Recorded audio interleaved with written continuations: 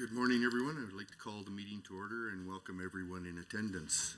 Honorable members, before we begin our meeting, considering the main estimates of the Ministry of Infrastructure, I would like to suggest we take a moment of silence to remember the two members of the Edmonton Police Service who were killed in the line of duty early this morning.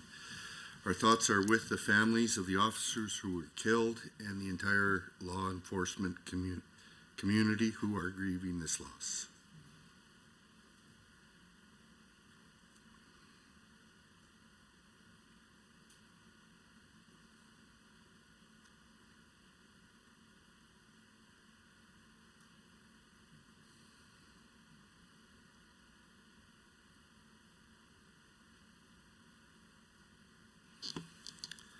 Thank you. The committee has under consideration the estimates of the Ministry of Infrastructure for the fiscal year ending March 31, 2024. I'd ask that we go around the table and have members introduce themselves for the record. And Minister, please introduce the officials who are joining you at the table when it becomes your turn. My name is Glenn Van Dyken. I'm the MLA for Athabasca Barrhead Westlock and the chair of this committee, and we will begin starting to my right. Good morning. I'm Nicole Goring, MLA for Edmonton Castle Downs and the deputy chair of this committee, and welcome, Minister. Good morning, Tracy Allard, MLA for Grand Prairie. Garth Roswell, MLA for Vermilion Lake, Mr. Wainwright. Miranda Rosen, MLA for Banff Kananaskis. Rick McIver, Calgary Hayes. Jordan Walker, MLA for Sherwood Park. Jason Steffen, MLA Red Deer South. Good morning, committee. Nathan Newdorf, MLA for Lethbridge East. At the table with me to my left is Dale Beasley, Assistant Deputy Minister of Properties. To my right, Mary Pearson, Deputy Minister, and Dale Fung, Assistant Deputy Minister of Finance. Good morning, John Carson, MLA for Edmonton West Henday. Good morning, Rod Loyola, MLA for Edmonton Ellerslie. Good, thank you. I'd like to note the following substitutions for the record. Ms. Rosen for Honorable Mrs. Armstrong Homliniak. A few housekeeping items to address before we turn to the business at hand. Please note that the microphones are operated by Hansard staff. Committee proceedings are live streamed on the internet and broadcast on Alberta Assembly TV. The audio and video stream and transcripts of meetings can be accessed via the Legislative Assembly website. Members who wish to be placed on a speakers list should signal to the chair. Please set your cell phones and other devices to silent for the duration of the meeting. Honorable members, the standing order set out the process for consideration of the main estimates. A total of 3 hours has been scheduled for consideration of the estimates for the Ministry of Infrastructure. Standing Order 59, Section 1, Subsection 6 establishes the speaking rotation and speaking times. In brief, the Minister or member of Executive Council acting on the Minister's behalf will have 10 minutes to address the committee. At the conclusion of the Minister's comments, a 60-minute speaking block for the official opposition begins, followed by a 20-minute speaking block for independent members, if any, and then a 20-minute speaking block for the government caucus. Individuals may only speak for up to 10 minutes at a time, but speaking times may be combined between the member and minister. After this, speaking times will follow the same rotation of the official opposition, independent members, and the government caucus. The member and the minister may each speak once for a maximum of 5 minutes, or these times may be combined, making it a 10-minute block. Members, when determining between block time and combined time, we will proceed with either block or combined time throughout the entirety of the speaking block. That's determined at the beginning of the speaking block. Members will be able to cede their time to their colleague, but remember the time will continue as either block time or combined time. If members have any questions regarding speaking times or the rotation, please send an email or message to the committee clerk about the process. With the concurrence of the committee, I will call a 5-minute break near the midpoint of the meeting. However, the 3-hour clock will continue to run. Does anyone oppose having the break? Seeing none, we will try and have that about midpoint of the meeting. Ministry officials may be present and at the direction of the minister may address the committee. Ministry officials seated in the gallery, if called upon, have access to a microphone in the gallery area and are asked to please introduce themselves for the record prior to commenting. Pages are available to deliver notes or other materials between the gallery and the table. Attendees in the gallery may not approach the table. Space permitting, Opposition Caucus staff may sit at the table to assist their members. However, members have priority to sit at the table at all times. If debate is exhausted prior to 3 hours, the ministry's estimates are deemed to have been considered for the time allotted in the schedule, and the committee will adjourn. Points of order will be dealt with as they arise. Individual speaking times will be paused. However, the speaking block time and the overall 3-hour meeting clock will continue to run. Any written material provided in response to questions raised during the main estimates should be tabled by the minister in the assembly for the benefit of all members. The vote on the estimates and any amendments will occur in the Committee of Supply on March 16, 2023, today. Amendments must be in writing and approved by Parliamentary Council prior to the meeting at which they are to be moved. The original amendment is to be deposited with the committee clerk with 20 hard copies. An electronic version of the signed original should be provided to the committee clerk for distribution to committee members. Finally, the committee should have the opportunity to hear both questions and answers without interruption during estimates debate. Debate flows through the chair at all times, including instances when speaking time is shared between a member and the minister. I would now invite the Minister of Infrastructure to begin with your opening remarks. You have 10 minutes, Minister. Thank you, Chair. I'm pleased to present Alberta's infrastructure estimates for the 2023-24 fiscal year and our 2023-26 business plan. Just to reiterate, with me at the table is Mary Pearson, my Deputy Minister, Dale Beasley, Assistant Deputy Minister of Properties, and Dale Fung, Assistant Deputy Minister of Finance. Also in the public gallery are my Chief of Staff, Brian Rogers, and other ministry representatives. Budget 2023 secures Alberta's future by growing the economy, creating good-paying jobs, strengthening healthcare and education, and keeping communities safe. My ministry is helping secure Alberta's future as a leader in the delivery of Budget 2023's capital plan. Over the next 3 years, the 2023 capital plan will invest nearly $23 billion into priority capital projects. This is an increase of $2.8 billion, or 14% compared to 2022's capital plan. Of this total 3-year investment, infrastructure's portion is $5.4 billion, or 23%. Infrastructure's capital plan is also increased by $565 million, or 12%. Together with our government and industry partners, we are working to provide the infrastructure Alberta families and communities need, while supporting many thousands of jobs related to planning, design, and construction. A few accomplishments achieved by the department in the current year of 2022-23 include the substantial completion of the world-class Calgary Cancer Centre in November of 2022.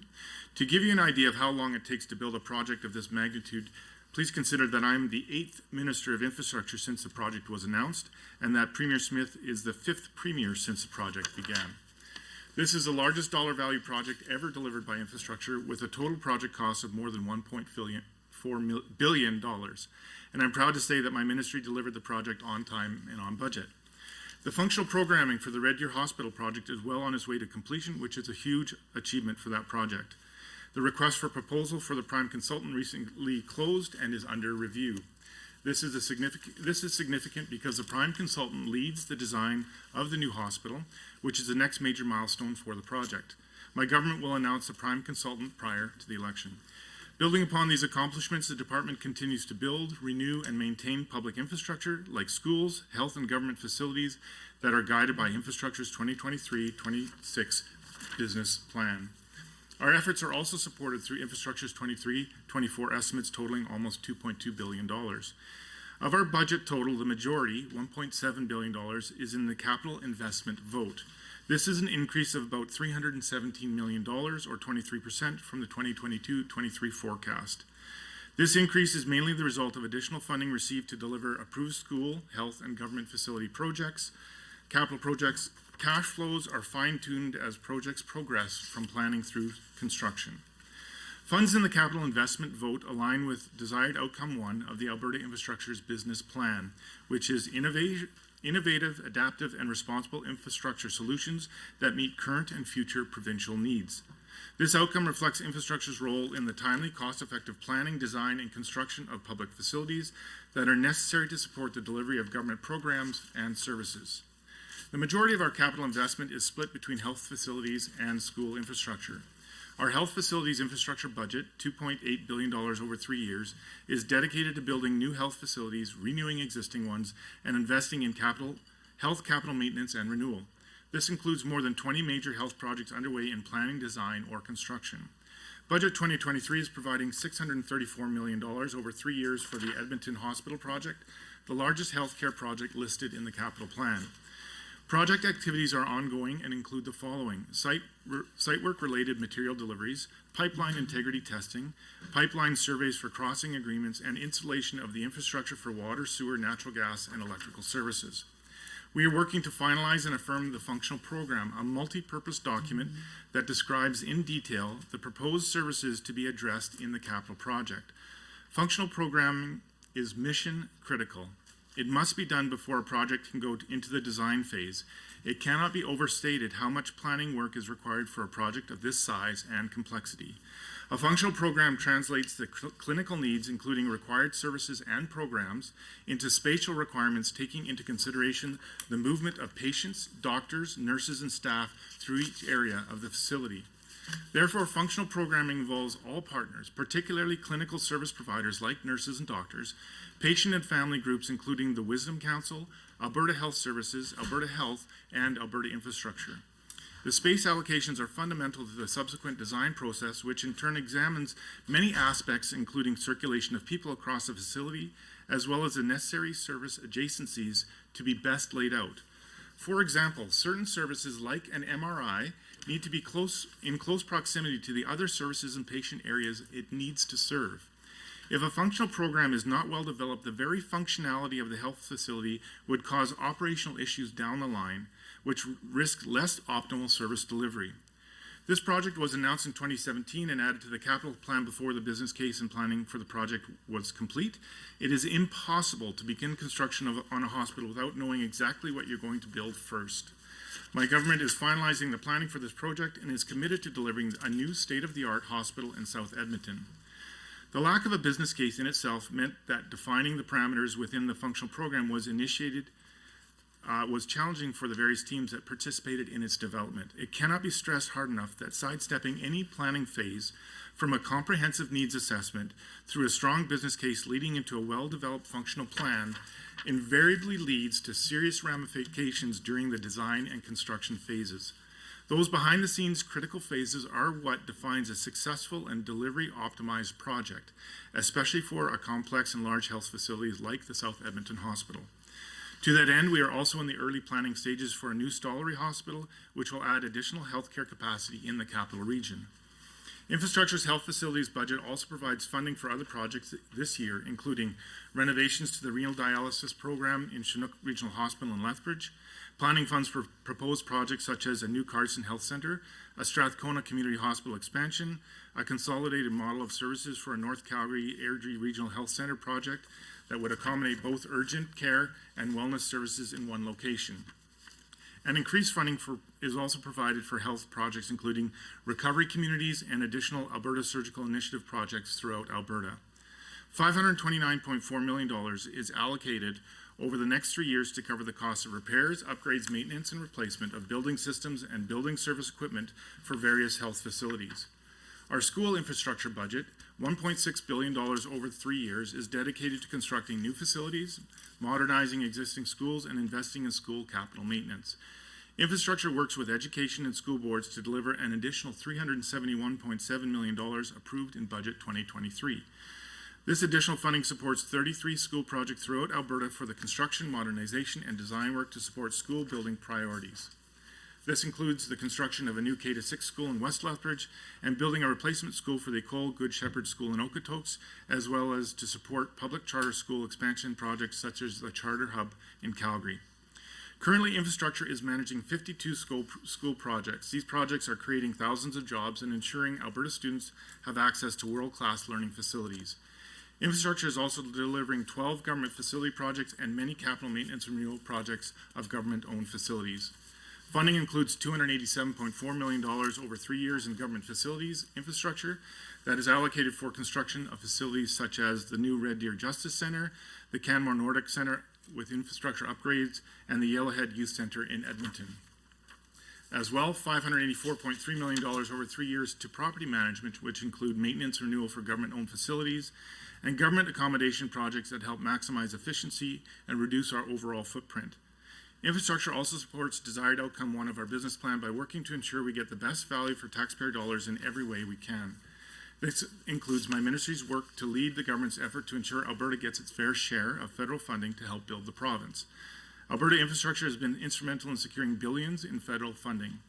Through the Investing in Canada Infrastructure Program, or ICIP, my government has secured $3.66 billion in federal money to support infrastructure projects that strengthen the economy and build resilient communities. To date, more than 200 projects or project bundles in over 30 Alberta constituencies have been approved. Looking at the Infrastructure's 23-24 expense vote now, which is $477 million. This is an increase of $25 million or 5.5% from the 2022-23 forecast. This difference is mainly due to additional funding for maintenance projects for government facilities. The establishment of a renewed facility evaluations program will provide services to client ministries and support government of Alberta entities. This government-wide program for vertical assets will allow for regular and consistent evaluations of owned and supported infrastructure. About 90% of all operating expenses devoted to the management of government space, the most significant components being for leases and property management. Much of this budget is contractually committed. Infrastructure's expense vote mainly supports desired outcome 2 of our business plan, which is Alberta's public infrastructure is effectively and responsibly managed and Good. sustainable. Thank you, Minister. For the hour that follows, members of the official opposition and the Minister may speak. Honorable members, you will be able to see the timer for the speaking block both in the committee room and on Microsoft Teams. Members, would you like to combine your time with the Ministers? You all right with combining time? I am, yes. Yes, perfect. You may proceed, MLA. Thank you Loyola. very much. Well, first of all, thank you very much, Minister, for being here today and being accompanied by your Deputy Minister and other staff. It's greatly appreciated that you're here today. And of course, with the line of questioning, I want you to let you know, I'm not here to play politics. I'm not here to do any of that. What we're here for is transparency, asking questions to the people of Alberta, okay? So just want to make sure that we're on the same page on that. We're all here to serve the people of Alberta, right? So I'd like to start off with the strategic plan that you have, actually. So in the strategic plan, under actions, you talk about reliable, high-speed internet by 2026, 2027, and ensuring that rural, remote, and Indigenous communities are included in the province's economic prosperity. Where exactly is that in the government estimates that you have provided? Could you just share the page number of Oh, that? my apologies. No problem. Page 10 of the strategic plan.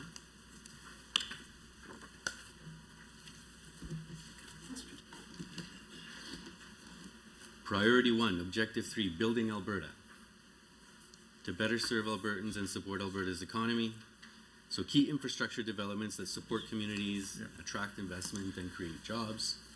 My staff is informed me that is in the government strategic plan, but that particular item would be in the Ministry of Technology, so that's Okay. not, Okay, no problem. we're just not able to provide that answer. Okay, so I assume the rural electric program also fits That- under that? Okay. Yes, thank you. Okay, no problem at all. No problem at all.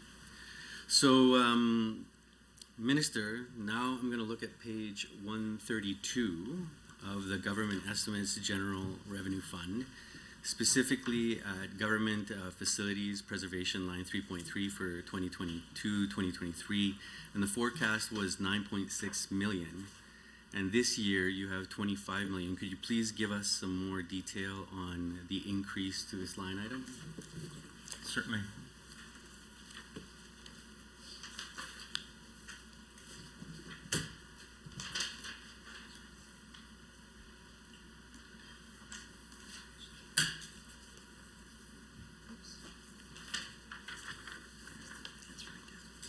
Great, thank you very much, member, for that question. So the government-owned facilities preservation, the $9.6 million increase from the 2022-23 budget to forecast is due to funds being moved in year from capital grants to operating expense to align with expenditure reporting. So the total expense is unchanged. There's also a $15.4 million increase from 2022 to 2023 forecast to the estimate is primarily due to additional funding allocated for government facilities maintenance projects. Which one? And then just to summarize, the change represents a shift of approximately $30 million per year from the capital plan to the operating expense budget.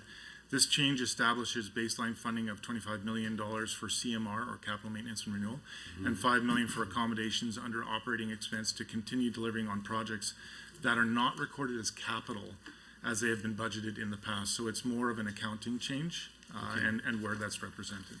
Okay, so then if you don't mind, I'm just wondering how you go into prioritizing the facilities preservation. Like how does that whole process and Sure. go about? Thank you very much. Excellent question. We're just going to pull up that answer.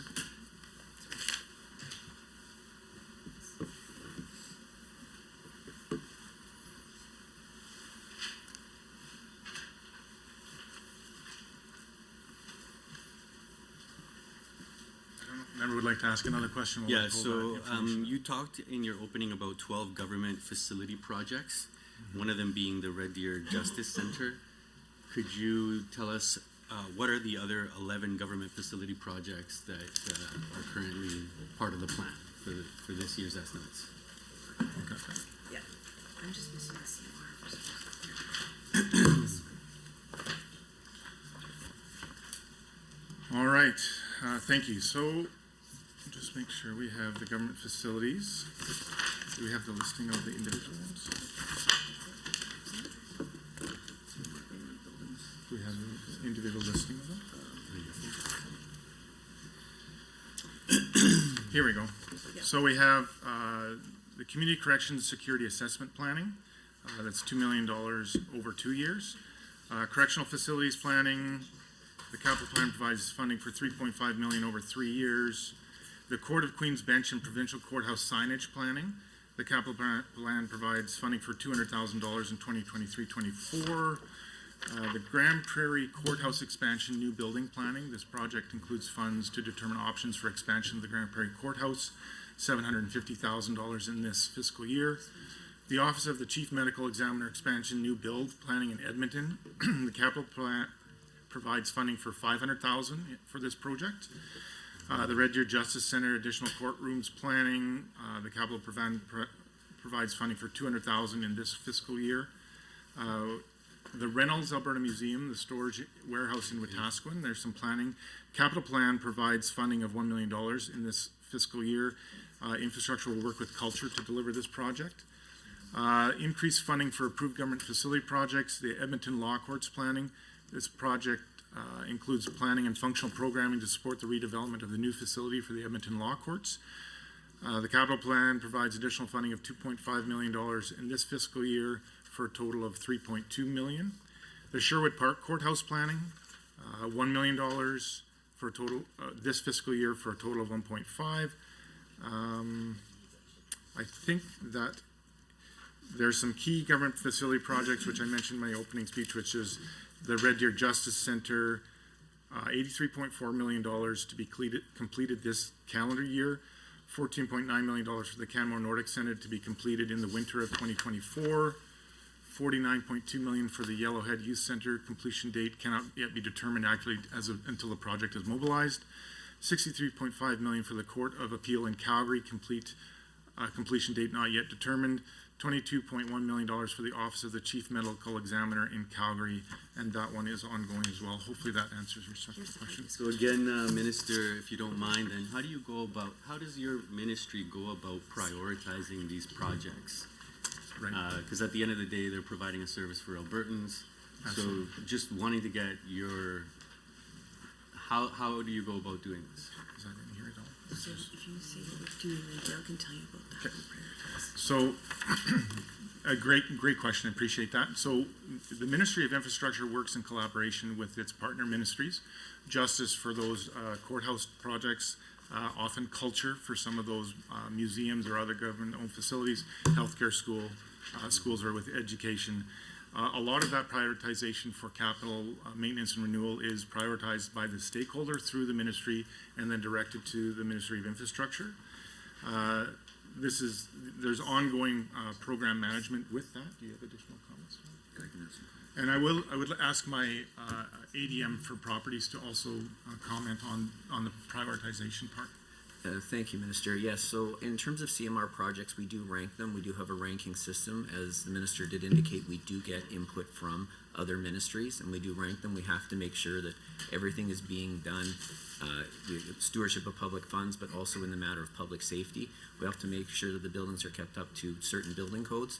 And as aging buildings, our average age of our building is over 40 years, we'd have to make sure that things are all maintained. We've had some issues at the courthouse with electricity, you may have heard. So we do some of that stuff. We have an emergent list and non-emergent list of things that we do. Okay, so then from there, from my understanding, then there's also a process by which you figure out how you're going to dispossess yourself of a government asset. So my concern is, how do you go about that, and which are the government assets that you're planning on dispossessing and based on the estimates of this particular year? Thank you. Great question from the member. So overall, we do have a process where each year we evaluate the age stage maintenance requirements for each building, of which, as stated by ADM, was somewhere in the neighborhood of between 1,400 and 1,500. Then, if it's determined through the department that there is a question about whether it should be modernized, more maintenance dollars funded for it, or dispossessed, then we go to the member ministries to see if they have any continued need of that space. And then So there is a process where you there is a consult. process, and I can read a little bit more. Please, if you don't mind, if you're Minister. okay. Thank you. So the program or process that goes, the government does sell surplus assets when they are no longer required by any government program. The disposal of surplus properties reduces operating costs and increases cash proceeds for the government. So the government is centralizing surplus property sales to streamline and standardize surplus property sales processes. In addition, an enhanced website has been developed for the information on the sale of government properties, which also has a requirement to be sold at or near market value, as opposed to some historical practices of dispossessing a property for $1, which you may have heard. Yeah. So in December 7th of 2021, Cabinet approved a new acquisition, surplus, and disposal policy, which centralizes the Government of Alberta's acquisitions and sales of real estate within the Infrastructure's Properties Division, which began April 1st of 2022. So that process is fairly extensive. It provides clarity over roles and responsibilities for the sale. It seeks to reduce administrative processes and red tape. Accelerates due diligence and shortens the timeline it takes for properties to move to sale. It also leverages infrastructure's expertise in real estate, asset management, land planning, technical services. It aligns Alberta's infrastructure asset management as a core resource for acquisition and disposition decision-making of properties used by government and non-government users. I think there's a little bit more here, but I will see if you have further questions. I'm really interested in this because I'm wondering why when this decision was made.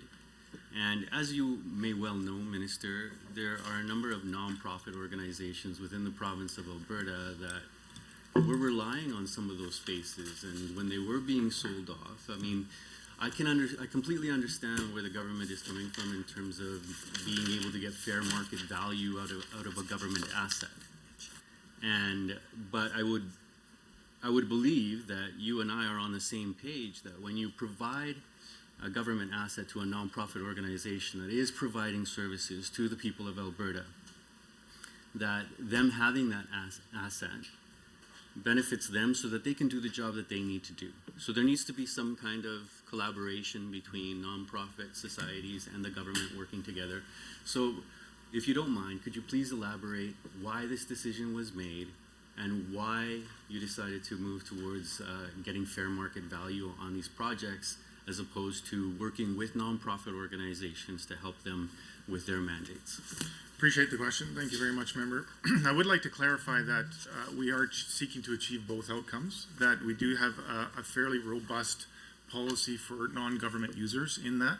So while we felt there was a responsibility to the taxpayer to manage surplus properties in a prudent way, we also have a process for those non-government users, which, if you don't mind, I'd like to just read some of the messaging on that. So to help level the playing field for nonprofits, Alberta's government has moved to an equitable model for organizations leasing government space. Previously, nonprofits could have paid different rates for similar spaces, so we tried to make that even and consistent across the board, whether they were in culture or in under other ministries. This policy helps manage the province's building in a cost-effective way, ensuring the best use of taxpayer money, while providing certainty and fairness for organizations leasing government space. And a lot of those would also receive funding from a government, so we tried to clarify that equity across those users. And then when an NGU asks for space in government buildings, we have an internal process to determine lease space and their lease rates that's consistent for all of them. And if they would seek If to... I may, Sure. Minister, through the chair, obviously, I'm just trying to get to the bottom of that particular question, right? Like, I mean, you're trying to level the playing field. Could you give me examples of why you would need to level the playing field with some of those nonprofit organizations? Sure. I mean, like, and it's very clear, like, that, you know, especially those nonprofit organizations that deal with arts and culture, they don't get a lot of funding, right? And so, can you give me an example of a nonprofit organization that would have a lot more funding that so that you would have to level the playing field for that particular process? So food banks would be one, a direct answer, paying for their sites. Some were paying nothing and some were paying something, so trying to make it more equal no matter where in the province they were. Okay. And set it at a low average level, not a high average level. So we are seeking to work with them in that. We've also had a number of, as an outcome of the pandemic, a number of visitor tourist sites. A lot of those were closed because of the pandemic, and travel from other provinces, other jurisdictions was significantly reduced, so the cost of staffing them over that period of time didn't make any sense. Now, the funding for Tourism Alberta has changed, and some of those buildings have been determined as surplus because the tourism industry hasn't recovered in the same way, even if overall numbers have recovered. But municipalities have approached the government to either lease or purchase those buildings because those municipalities see a benefit from having that there. So our department has worked to work with them either for a short-term lease until such time as they could put an offer to purchase, or provide time for them to lease until they can have a business plan for how they could fund that going forward. Well, and you know, and I'm very interested in this because I'm wondering if nonprofits ask for this. Like, I mean, from my perspective, I heard from a number of nonprofits that were pretty upset about when this government decision was made. I know it wasn't made while you were minister, but is there any opportunity that you would give to consult with nonprofits once again on this particular issue? I think it would be, I'd be very open to talking with them about that to make sure that there was a high level of understanding and collaboration with them. It would be difficult to consult on legislation that's already passed because it was passed in 2021. So the model is for cost recovery only, and that was a responsibility through the fiscal planning when we were first elected to make sure that we were managing our properties well. But we do have long lead times, and we do continue to consult. One additional example would be our work with the Harcourt House, some of that cultural and artistic community, as you have mentioned here in Edmonton, where they have been going through this process, and we've been working with them for over approximately a year. Or even longer, and we have extended their lease at very reasonable rates to allow them to facilitate their offer to purchase the property. And we are working with them to accommodate them and help them achieve their end, which would be to have the ownership of that property. So yes, I think we will continue to consult and work with them in each circumstance as appropriate. So then, just for the record, then this wasn't asked for by nonprofits. This was a decision made in-house by the ministry, by your government. It's hard for me to go back in time and know exactly the conversations that were had at that time, so I apologize if. No, I appreciate that, Minister. I appreciate it.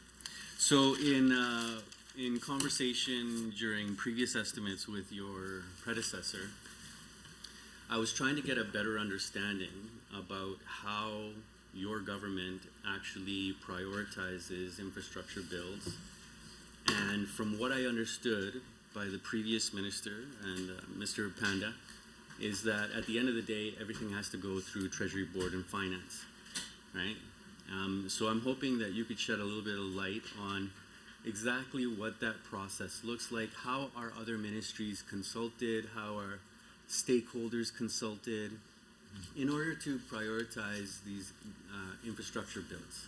Sure, great question. Appreciate the member going this direction.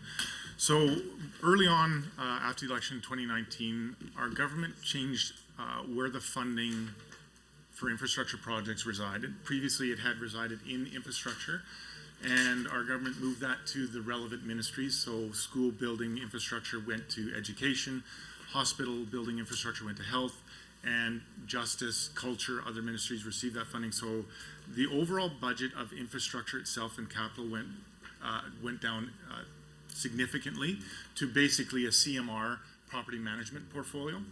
So, and in that there was an effort to shift it to those very stakeholders, and we'll use education as an example. So each of the 63 school divisions around the province would annually have requirements to assess their capital project needs as well as their functional needs and so on and so forth. And those school boards would individually prioritize their capital requests and requirements and present those to the Minister of Education in this case. The Minister of Education then would go through those capital requests from all 63, and they would be ranked from the individual school division.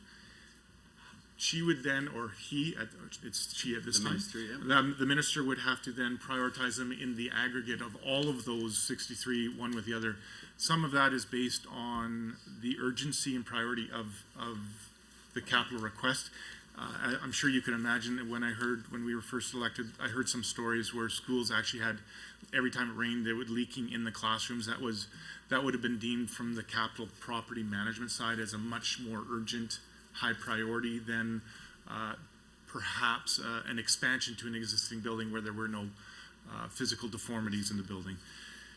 At that point, the ministry would put that forward to Treasury Board, where the final decision is made on the capital request, whether not often on a particular project, but on the overall spend. And there was also at that time introduced the planning over 3 years to say it may not be fitting in the capital funding of this particular fiscal year, but it would be placed in the outlying years to show that the indication was there to do that work. To actually, oh yeah, I was just trying to get a sense of that. So then you're telling me that then the Minister of Education is the one that prioritizes all of the school builds then? Yes, that is correct. So and then there's also, which act is this? Is this the? Those are the criteria for putting something. For which act? This act. This is.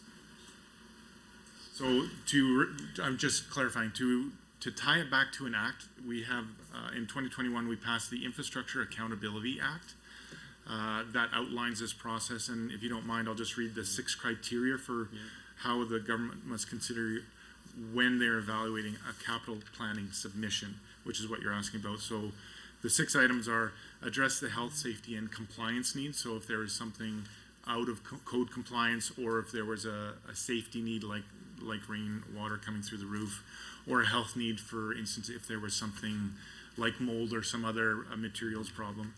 Align with government priorities and strategies. That's where the ministry itself would have to prioritize amongst different school divisions. Foster economic activity and create jobs. Improve program delivery and services. Consider life cycle costs and whether it will generate a return on investment.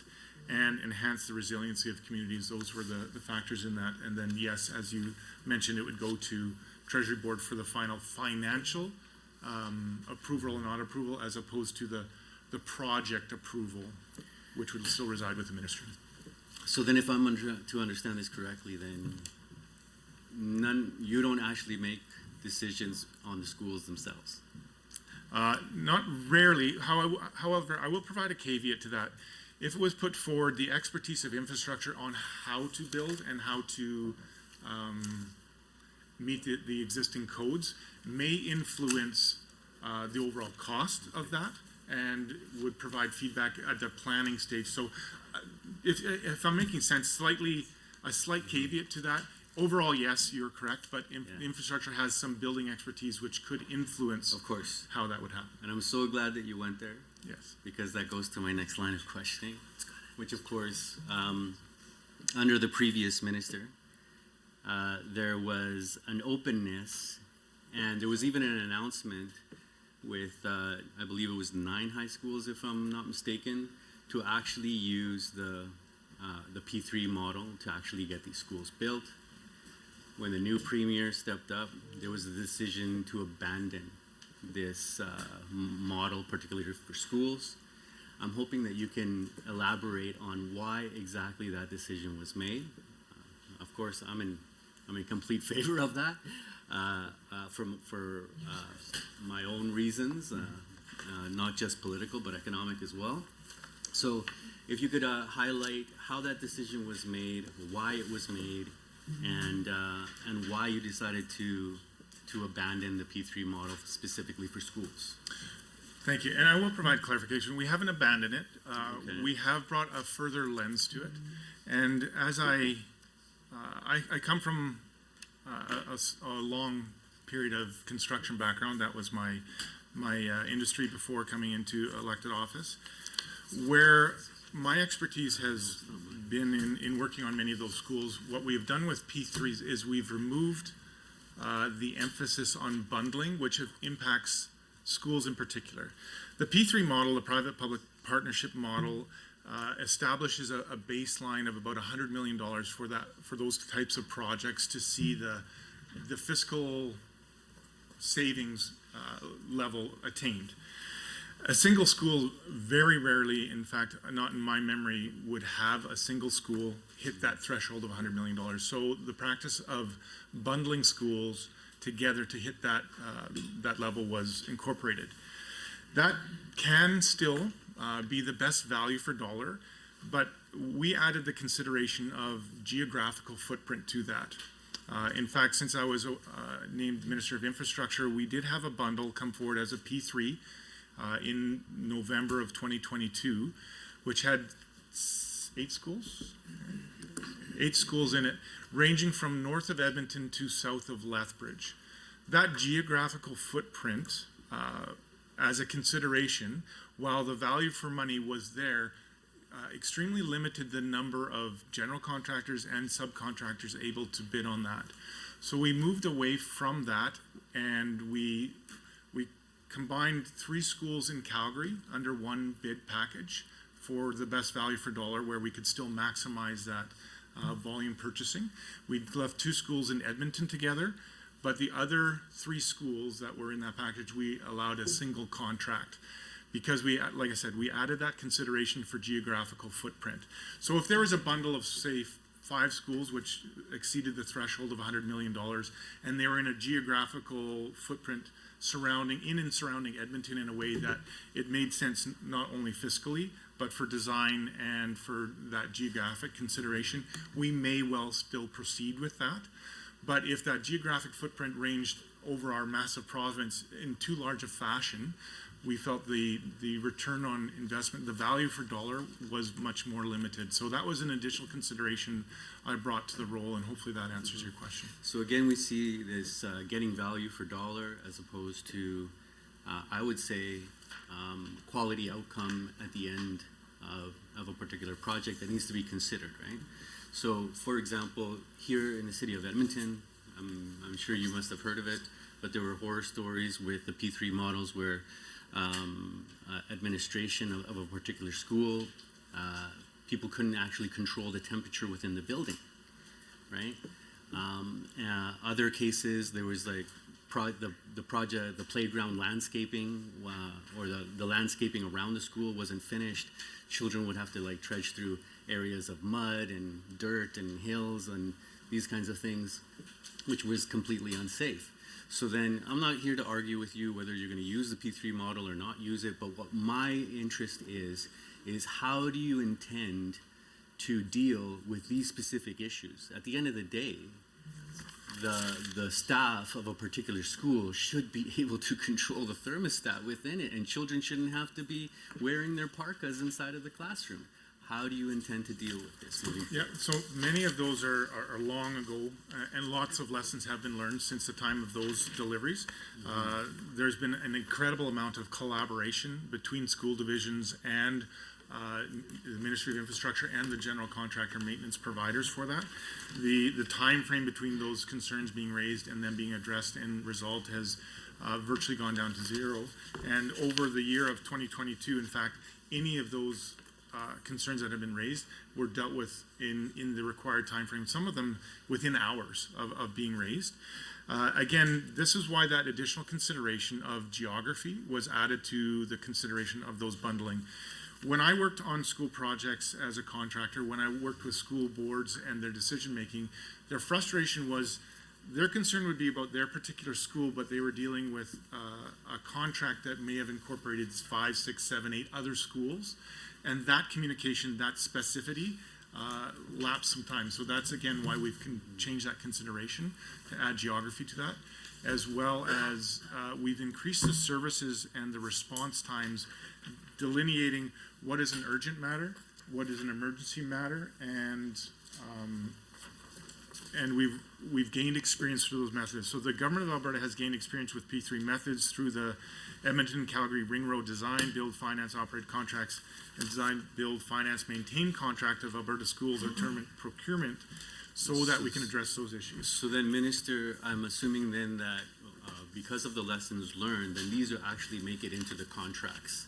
Yes, right? That is correct. Yes. Okay, so we got that on the record? Yes. Okay, so then what are some other examples of those lessons learned that you're making sure that are making it into contracts to make sure that at the end of the day, Albertans are getting the best bang for their buck? Yeah, exactly. So increased consideration over the life expectancy of a building and the products used in it.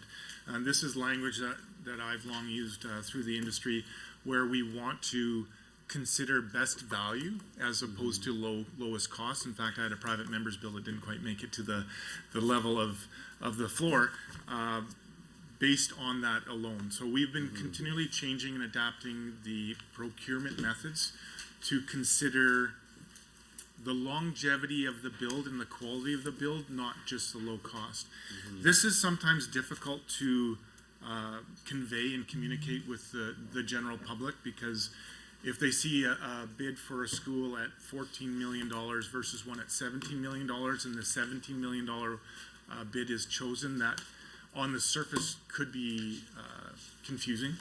So where we have increased the evaluation tools to consider experience, to consider products used, to consider the maintenance response in that evaluation of that bid. And this year alone, I think we've seen 2 instances on school procurement where the low bid wasn't chosen as the bid because it was determined that the best value and the best result for the school division and the school build was not the lowest tender. So we are continuing to consult with industry, because that's obviously a fairly significant change from when you're used to putting the low bid in, you win, to I put the low bid in and I wasn't awarded the contract.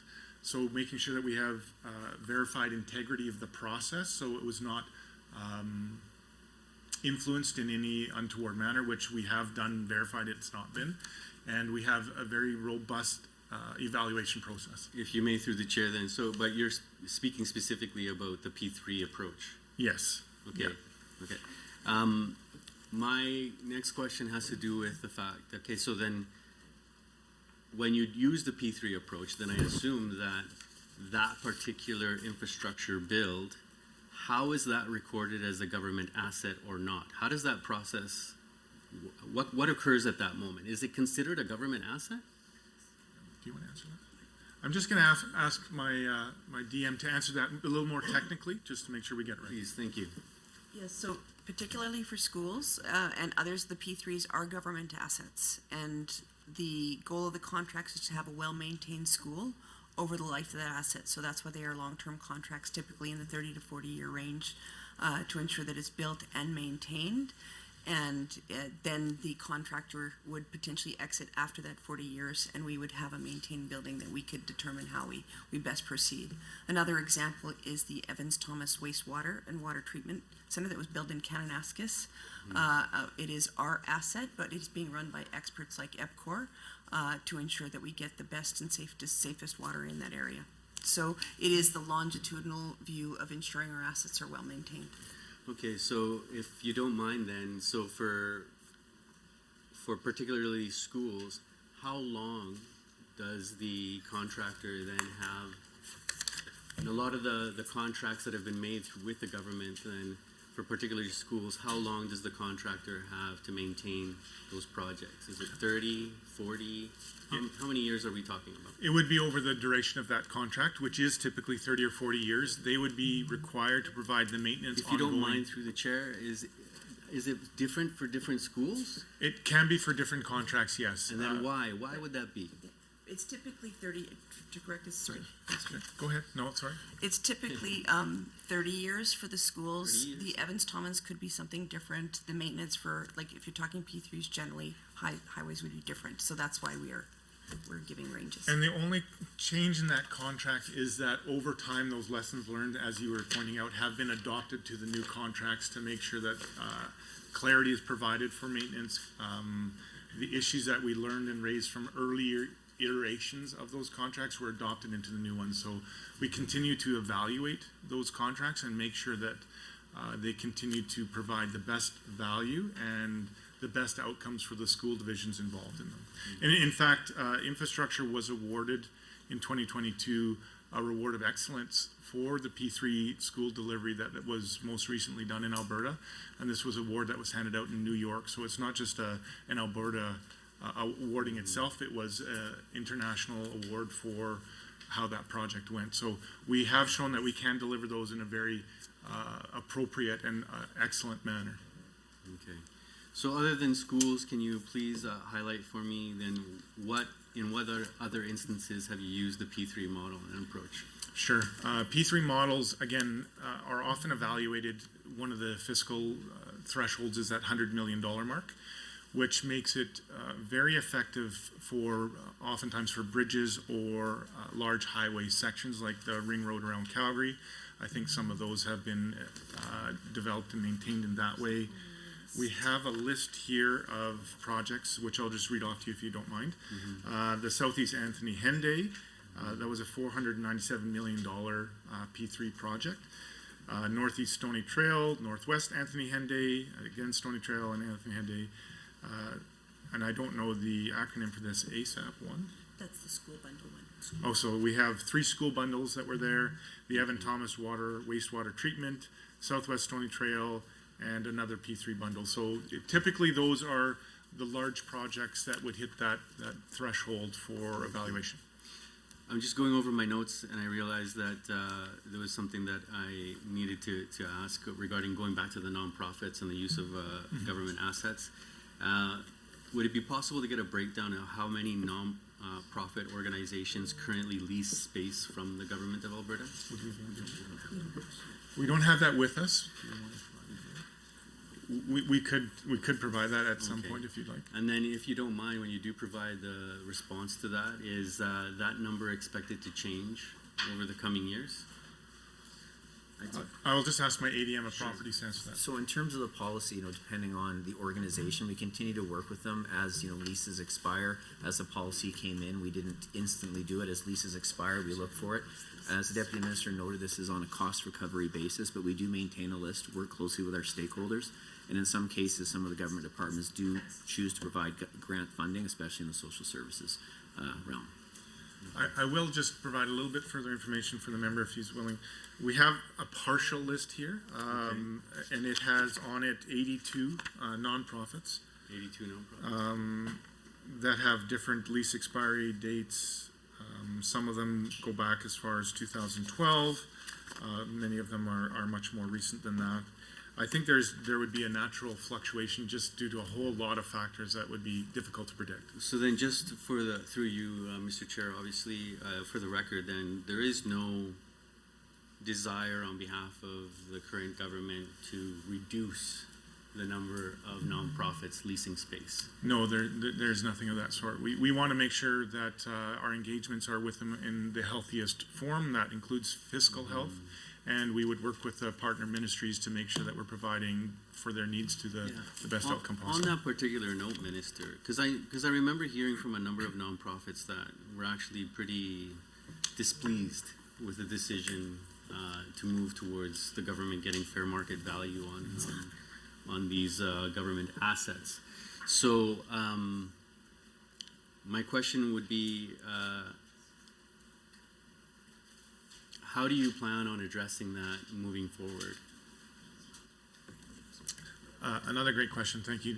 So again, just to clarify, it is on cost recovery, not necessarily market value, but cost recovery. Cost recovery. So that goes back to internally making sure that we are managing our assets well so that they don't end up in a state of disrepair, nor do we modernize them to the state where the cost recovery prices go up beyond what a nonprofit could afford to pay for. But it also has put a responsibility back on those member ministries to make sure that they work in conjunction with those nonprofits in a way that recognizes their cost need for an ongoing basis and to make sure that they're fiscally sound as they move forward. So it's been a long and robust process. Initially, yes, I do remember, same as you, hearing from many nonprofits that it was a bit of a challenging transition. Through that, we've had many ministries reach out through infrastructure to continue to work with those nonprofits to find a mutually beneficial resolution. And to my understanding, including Harcourt House, we continued on that venture to make sure that the best outcome would be, in their words, from Harcourt House, is that they purchase and own that property, and we're working with them to transition in a timely fashion. So my staff did find here 165 is the total number of NGU leases that we have. Okay, perfect. Thank you for providing that. So then I would like to go to, so when dealing with a government asset and dispossession of it, so what are the key metrics that you determine in order to make that decision? Its use? I will have my ADM on properties. Sir, could you just repeat the question? Yeah, so I'm just wondering, what are the key metrics that you use to actually analyze whether you're going to be dispossessing yourself of a government asset? Sure. So what we would do is we would look to a partner ministry, and we're looking, of course, in the best interest of government. So we would be working with a partner ministry on a piece of land or a building, and if it's declared surplus, it would first, of course, be offered to the municipality at fair market value, as Minister said, and then would be up for public sale. But we do sell quite a few properties. We had, so far this year, $33.5 million in sales. We have 6 properties pending at $45.8 million, and we have 13 listings at $26.7. But we do make sure that we consult with who we need to. So, as the Minister said, as an example, in Hardcore House, we would look to sell that to the municipality if they wouldn't want it. Of course, we'd start with Hardcore House, and then it would go to public tender. Okay. And I would just, if you don't mind, member, through the chair. So there's quite a process through that. Infrastructure circulates potential surplus properties to all government departments to confirm if there's a program need to keep that. If there is no program need, the property is declared surplus by the Minister of Infrastructure and first offered as a direct sale at market value to the local municipality for their public purposes. If the municipality declines, the property is listed with a realtor on the multiple listing service, the MLS, and also advertised on Infrastructure's properties for sale website. Also, just to provide some further context for the member, Infrastructure has sold 24 properties in 2022-2023. So it's not a large number, but it does happen. The value of those properties sold was the chair, just to put that in context, how many government assets in total do we have then? Between 1,400 and 1,500 properties. 16, 14. Or 1,600? Sorry, 1,600 properties. So this is a very, very small number. Yeah. The $30.1 million for those sales, and just example, there was a transportation utility corridor transportation utility corridor land that was sold, land along Ellersie's Road to the city of Edmonton for the LRT operations and maintenance facility. There were some lieutenant governor lots in Glenora that were sold, just empty lots, and a single men's hostel that was sold. That's an NGO, but they purchased it for their uses. So Thank you very much, Minister. I appreciate that. Next, I'd like to, as I'm sure you met with them as well, the Canadian Construction Association and the Edmonton Construction Association paid us a visit not too long ago. And while in conversation with them, it was a really great conversation, by the way. One of them even proposed that in order to retain labor here in the province of Alberta, that we should go to fully funding post-secondary education, which was quite a surprise. My line of questioning now has to do with non-P3s and actually integrated project design and delivery. So many of the people that I've stakeholders that I've consulted with having to do with this, keep talking about the amazing process that integrated project design and delivery is. More people are involved at the base in the initial decision making. There's a lot of economically it makes more sense. I'm wondering if your government, what is the approach that they plan on taking for infrastructure bills that are non-P3s?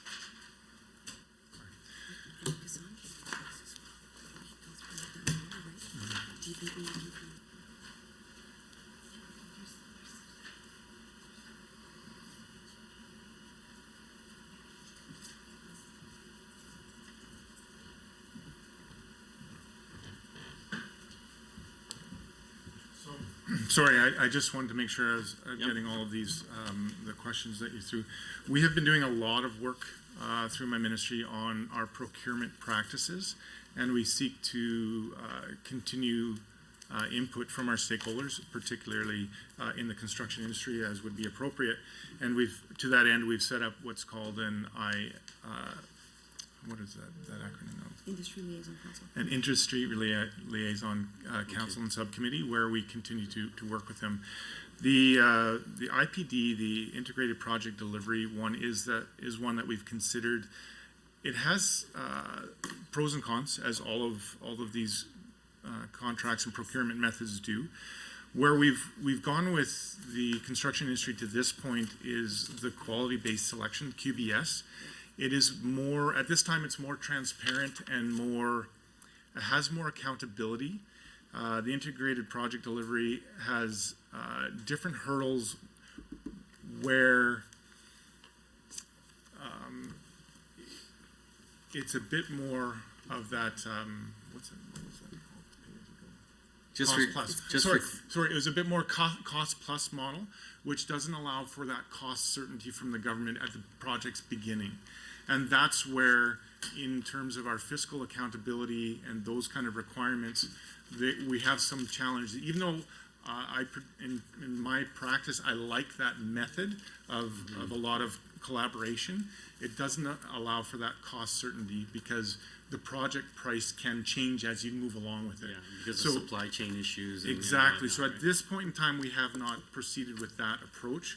What we have done to work with industry, like I said, is go to that quality-based selection where we allow for that expertise to rise to the top at the beginning, but we still have that cost certainty for our stakeholders and user groups at the beginning of the project. Okay, so then just for clarity and to get on the record, then what are the cons of the integrated project design and delivery model? From your perspective, yeah, of course. Sure.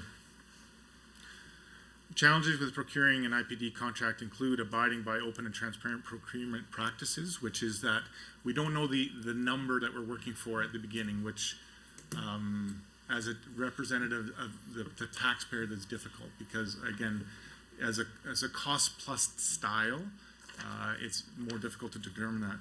Complying with trade agreements and following the Fiscal Financial Administration Act. Those are some of those. So it's more on the fiscal side that we don't have that certainty at the beginning, even though it is a much more collaborative process. Okay. Could you provide a little bit more detail on that particular aspect? So like what's the real issue? Like let's hit the nail on the head. Sure. Yeah, so I'm going to ask Ghassan, who's in my department, to come to the mic. He's a technical, the Assistant Deputy Minister of Capital Projects, and he has significant expertise in terms of the legal contractual obligations for that. So pass it to him. Thanks, If you Minister. could please introduce yourself. Absolutely. prior to speaking. Thank you. Thank you. Ghassan Al-Shazli, Assistant Deputy Minister for Capital Projects Delivery. So we do examine all sorts of delivery models. The ones we adopt at this point in time are design bid build, design build, construction management. And recently we've been exploring QBS, which is qualification-based delivery.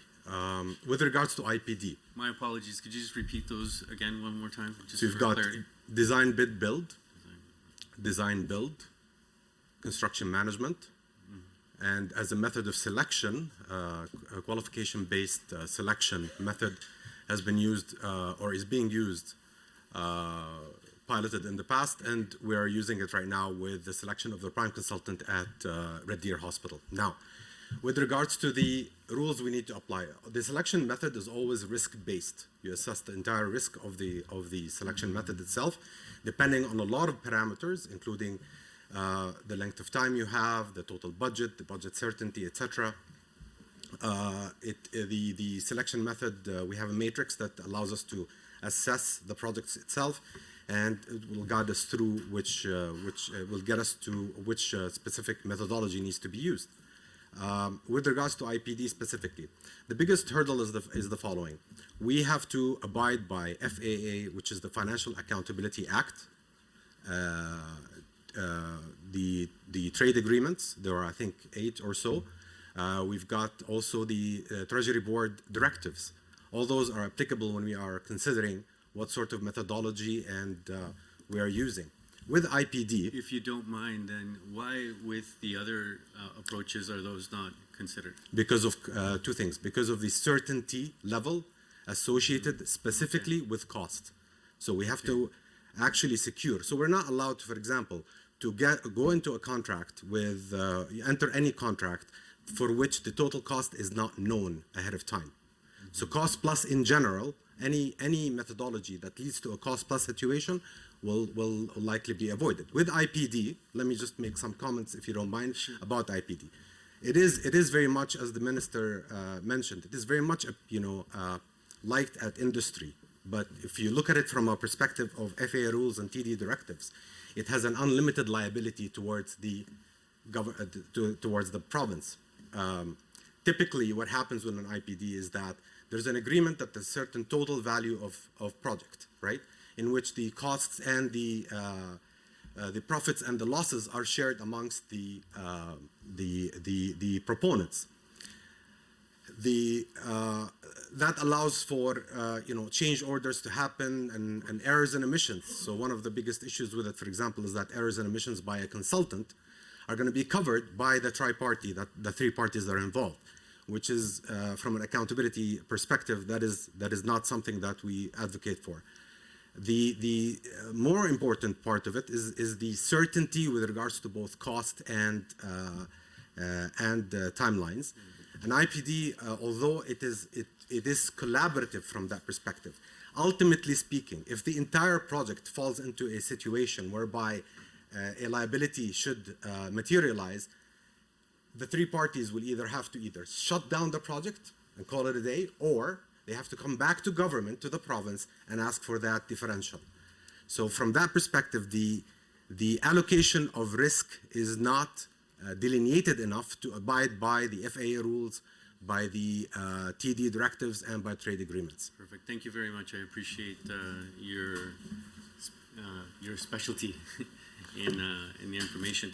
So then, and again, this goes back to, I guess, the general tendency in my line of questioning is that, yes, I understand that there's the bottom line that you got to deal with. Obviously, we got legislation that Financial Accountability Act, but I would say that the pros of integrated project design and delivery, where stakeholders, the community, people feel like the project belongs to the entire community, to them, is something that needs to be assessed as well.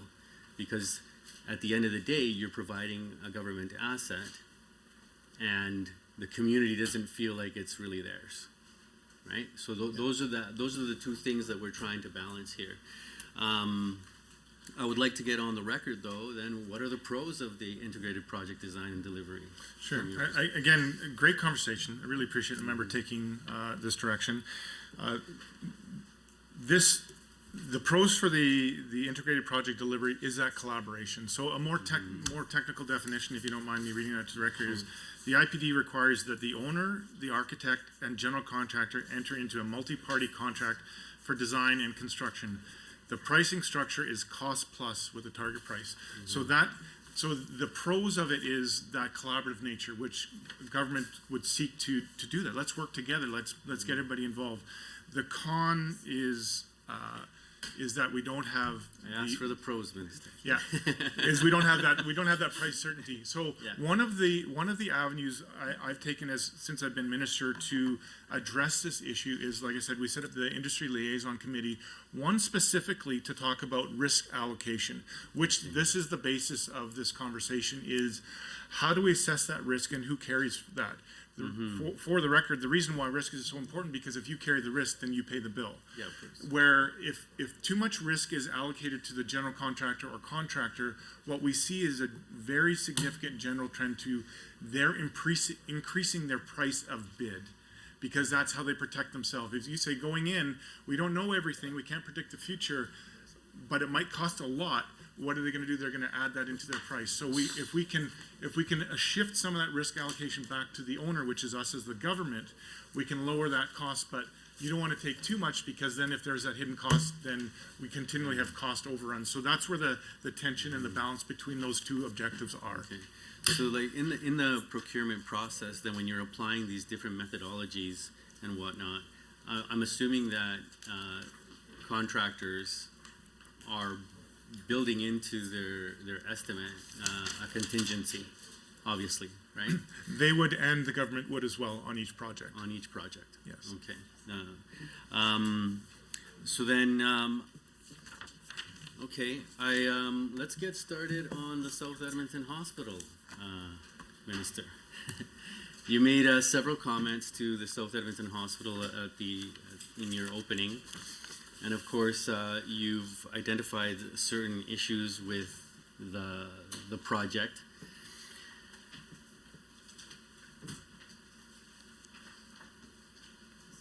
There are people involved in the current project that when I initially asked you about the South Edmonton Hospital, well, let's start here.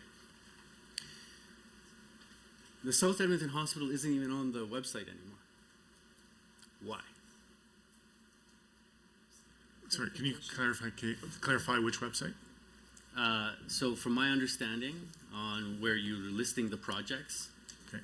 it's not on there. It was on there, and the date was continually since you took government under Mr. Panda, and we've had this discussion, it's on the record, that the date kept being pushed back on the infrastructure government of Alberta infrastructure website. Sure. And then now you can't even find the South Edmonton Hospital, and I think that's the question: why is it not there? To my knowledge, it is. It is there? It is still there, and if it's not, given the fiscal plan, the capital plan, Okay, so where it is, perhaps it should be back on there. there's no date for the project now. Right. Well, we are committed to building it, and we are proceeding with that. Where we're at with that is that functional planning, which is the key qualifier for that, because before you can build, you have to know what you're building. And this is where some of that challenge, because the ultimate authority for decision-making on what a building is and looks like doesn't necessarily rest with the government. In this case, Alberta Health Services, as a key stakeholder, has a significant part to play in that. And we continue to work with them and with the Ministry of Health to finalize exactly what we are building. To answer your specific question of why there has been more progress made on that, if you will indulge me, This project was announced in 2017 and added to the capital plan and before the business case and planning for the project was completed, so it was in process. And as a comparison, the former government, the NDP government, faced a very similar situation with the Calgary Cancer Centre, where that project was announced in 2013, but construction didn't begin till after 2017. So some of that lies in a transition of government, and some of that lies in this functional program and designing. So we have two parallel projects. Well, we don't have a lot of time here, so I just want to get these questions on the record here. Of course, I'll take this up again once we have the opportunity. But through documents that were actually provided to me by people who are actually working on this particular project, they tell me that a clinical service plan was completed in 2019, and it was submitted to Alberta Health and Alberta Infrastructure. It says this plan identified the number of beds in the hospital and the services that would be provided on site. This required the engagement of the clinicians and the leaders of clinical departments that will be providing care on the campus, as well as the engagement of the members of the Patient and Family Advisory Council. So there was already a clinical plan that actually has been submitted to Alberta Infrastructure, from my understanding, right? So when I asked you in question period about this particular hospital, you're telling me that there was no plan. But from what I'm hearing, there's a clinical service plan. Not only that, Minister, there's also a neighborhood area structure plan was also completed. It says the City of Edmonton and the province have completed the neighborhood area structure plan. That includes the site selection for the hospital, land use planning and engineering studies were ongoing to support the planned site development, and that these were underway in conjunction with the development of the neighborhood area structure plan. And then not only that, the functional service plan was completed in the fall of 2022, according to people who are working on this project, and has been submitted to Alberta Infrastructure and Alberta Health, according to what they had to say. And this plan identifies the services that will be provided throughout the hospital, the number of patients and staff that will be present in each area of the hospital and campus, and the square area required to provide those services. It goes on to say that this required the engagement of the clinicians and leaders of clinical departments that will be providing care on the campus as well. Good, thank you. That concludes the first portion of questions for the official opposition.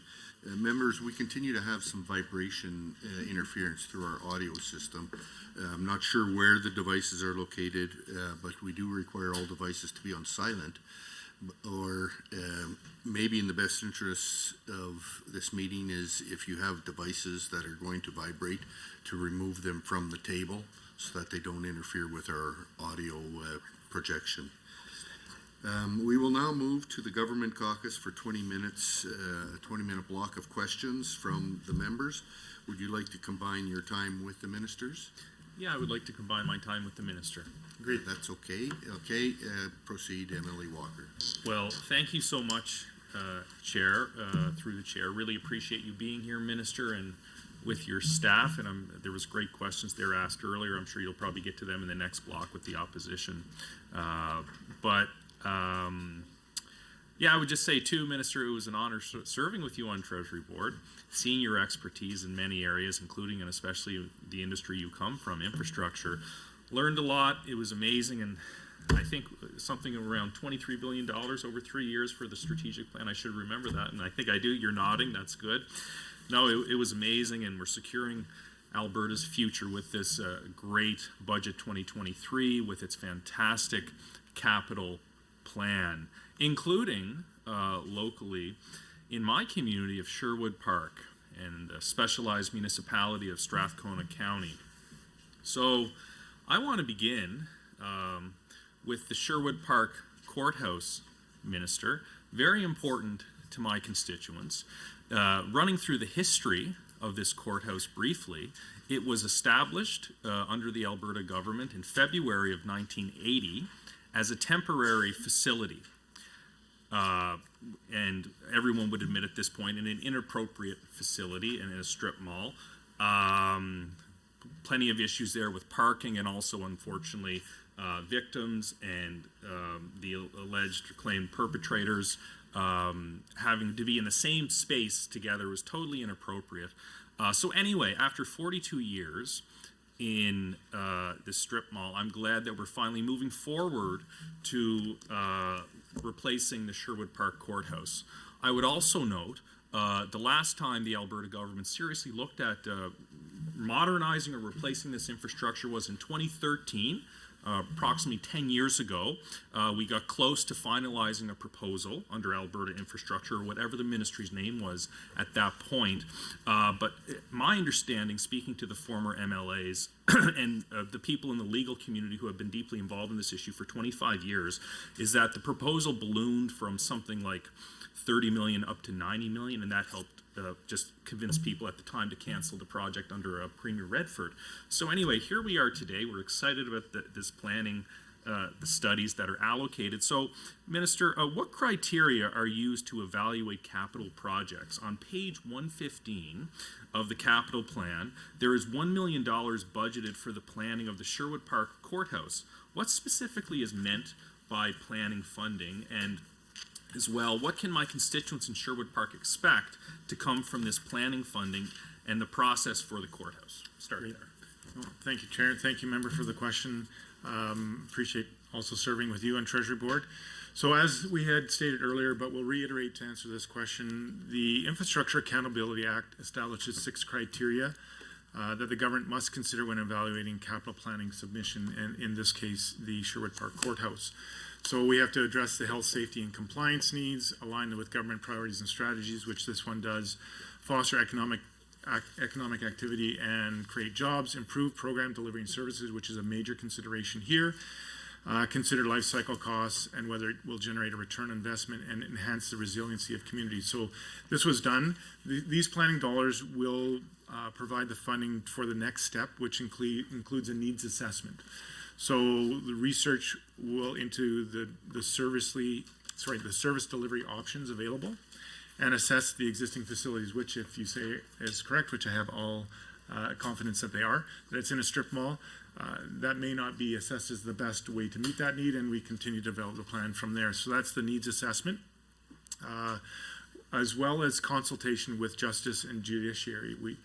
The Ministry of Infrastructure will always consult with communities on their projects and make sure that we take those considerations into account when we're developing all of these steps along the way. So needs assessment is first. Then Alberta Infrastructure leads the business case development with the Ministry of Justice to make sure that we combine their expertise and knowledge on this particular project into the consideration of that business case before it just becomes a fiscal question for Treasury Board to answer. This means that in this assessment, we assess the current facility status, the capital solution alternatives, the cost-benefit analysis, and the business operational analysis. We review locations and calculate it if it is economically viable to renovate, upgrade, or expand the current facility or build new. All of those things will input into the needs assessment and the development as this project continues to proceed through the capital planning process. Thank you so very much for that very informative feedback on how this process works. It's very enlightening. And I just want to be on record too thanking Peter Court and Lee Alstrom. These are lawyers from my community who for years and years and years have advocated for this and built up the history and helped inform me, as did the former MLA Dave Quest. So I want that on record.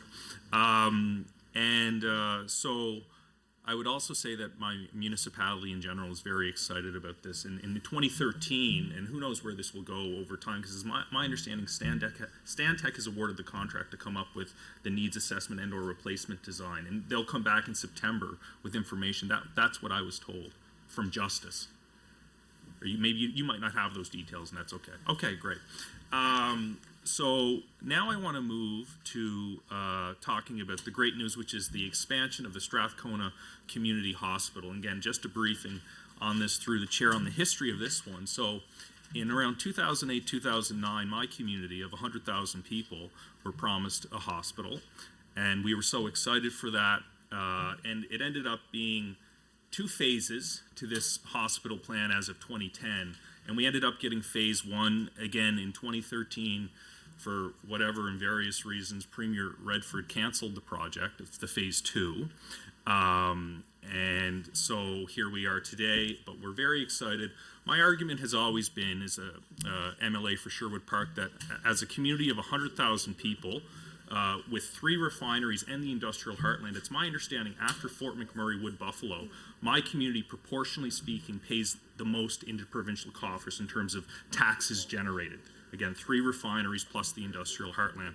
We produce refined two-thirds of Western Canada's oil, and 75% of all petrochemicals in Canada are produced through Strathcona County. So, very excited about this expansion to see where it goes, Minister. So, in Budget 2023, Alberta's government is investing $3.1 billion over 3 years in health capital projects and programs. $18 million is budgeted for further planning of proposed health capital projects across the province, including expansion of the Strathcona Community Hospital. What are the next steps for this project now that the funding has been allocated? On page 113 of the capital plan, it outlines $1 million for planning this project, while the planning funding for this project matches the funding for the Sherwood Park Courthouse. What differences are there in planning a hospital build versus a courthouse build, for example? And then finally here, what outcomes can we expect from that budget and planning process for this project? Excellent question. I appreciate that the member bringing this forward as a comparison so that we can more fully expand on the process. Now, the process and its steps would be very, very similar in terms of needs assessment, going to clinical service plan, which I'll expound upon shortly. The difference comes in the fact that a courthouse, for instance, it's a very defined process what a courthouse does. It has those who would be victims, it would have those who would be accused, and going through that process, and their requirements to be separate. It would have the judiciary, it would have legal, and then it would have the open to the community aspects of it. It's very well formulated into the type and size of rooms and the chambers and how it is used and functioning, as well as limited into that. You are not necessarily bringing people with medical emergencies into that situation, right? Like, it is defined and known and quantifiable. With a modern healthcare facility, it becomes much more complex in the sense that you have to consider what type of patients are you considering, specifically the needs of a child with a medical emergency for surgery, perhaps, or right after birth in terms of the neonatal intensive care, is a very different program, structure, building, service provided than ambulatory care or emergency care or surgical care or cancer care. The scope and breadth of medical response is incredibly vast and can differ, even in the sense that the same service of emergency care provided to a child would be very, very different than someone who is a full-grown adult or a senior. And then there's many more nuances and complexities beyond that. That is why the planning steps are so robust for healthcare and can take considerable time. So in the next stages for the Strathcona Community Hospital, for instance, are the needs assessment and clinical service plans. 2 individual steps, 2 individual processes that take into consideration extensive research into patient demographics, alternative service delivery options, and locations, as Strathcona has a proximity that needs to be considered to Edmonton and the services provided within Edmonton. And that's the assessment of existing facilities. So there may be a facility that is close by, but it doesn't meet the needs evaluated for the care that wants to be provided. Consultation with local physicians, healthcare workers, and local health advisory committees on the health needs and services that are required in the community can take considerable time, as they often are working either full-time or part-time in a high-demand situation, so their availability would be limited and extend that period of time. They don't just drop everything they're doing in the emergency department to come to a consultation meeting.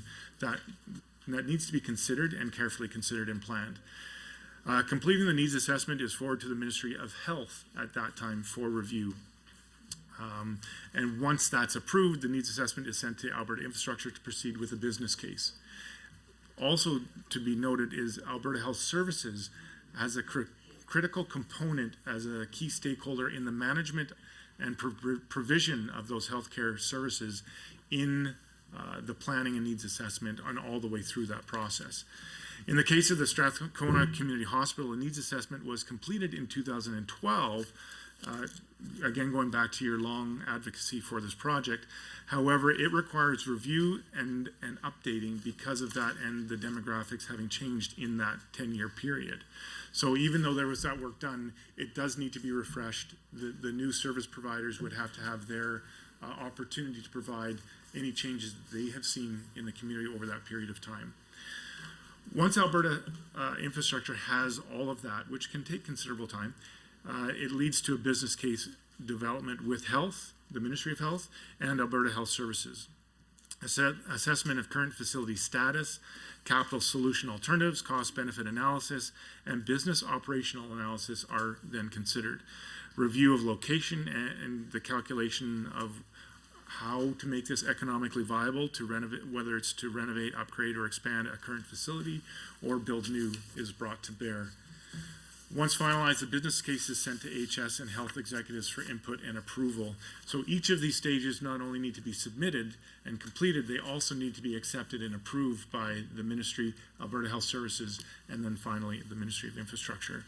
And that at that point, after the business case, that will give a sense of the initial cost assessment and scope of the expansion of services, and that information will then be used to secure the project funding for an ongoing basis. And again, in the case of Strathcona Community Hospital, the business case will require updating after the needs assessment validation and renewal to confirm the scope and preparation of an estimated budget. Well, that's very thorough, Minister, and it helps me comprehend so much more the sequencing here of the planning as per the expansion. I really appreciate it. I would say, too, that in the 2010 to 2012 initial plan for the full hospital, we were looking at 108 overnight beds, a surgical suite to be determined, and a maternity ward. So at this point, as the MLA for Sherwood Park, I'm just happy to advocate as a generalist. I'm not a health planning expert, and I wouldn't say, oh, we need this, we need that. I certainly trust AHS and infrastructure to make those decisions. I would say, though, that my community is understandable, and I think most Albertans' definition of a full hospital is overnight beds, so I would certainly hope to see those, and that's my understanding of what would eventually be there. So, no, very, very exciting. Oh, go ahead. Yeah. I would like to further add that in these considerations, there is a further layer of complexity added when other healthcare facilities within the region are also being updated and contemplated at the same time. So the needs assessment in Strathcona would be impacted by the massive investment into the Misericordia Hospital and how that would change where people go for what services and the consideration thereof. This is where the fiscal responsibility piece comes into place. Is building two of the same thing in close proximity is not necessarily the best use of taxpayer dollars. You want to make sure that you have a full complement of services provided to people within a reasonable time frame of travel for those needs without duplicating or layering services that may not be required in that way. This is more particular to those surgical, because surgeries are most often planned and considered and booked ahead of time. Obviously not in the case of an emergency case surgery. So having to drive somewhere for a surgery is not quite the same inconvenience as an emergency care situation where you want that ambulance or EMS response time very low and the transport to care time also to be very low.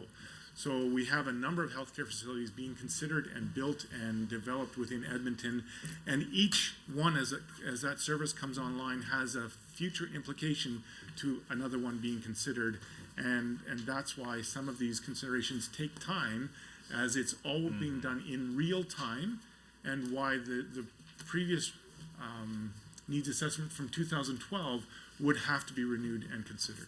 100%, totally agree. I think you hit the nail on the head on the importance of the entire Alberta healthcare system is an integrated one, including if you break it out into regions, which would ours would be the capital region. And we need to ensure there is no duplication. For example, I know in our region for gallbladder surgery, you generally go to the Fort Saskatchewan Hospital, including in Sherwood Park. So of course, we wouldn't do gallbladder in Sherwood Park. But I would also say thank you for the government's recognition. I would say through the chair that as part of that integrated health system, including the capital region, it will include a full Strathcona Community Hospital, because not every resource needs to be inside the city of Edmonton. It's all part of an integrated system. And I'm excited for the South Edmonton Hospital too.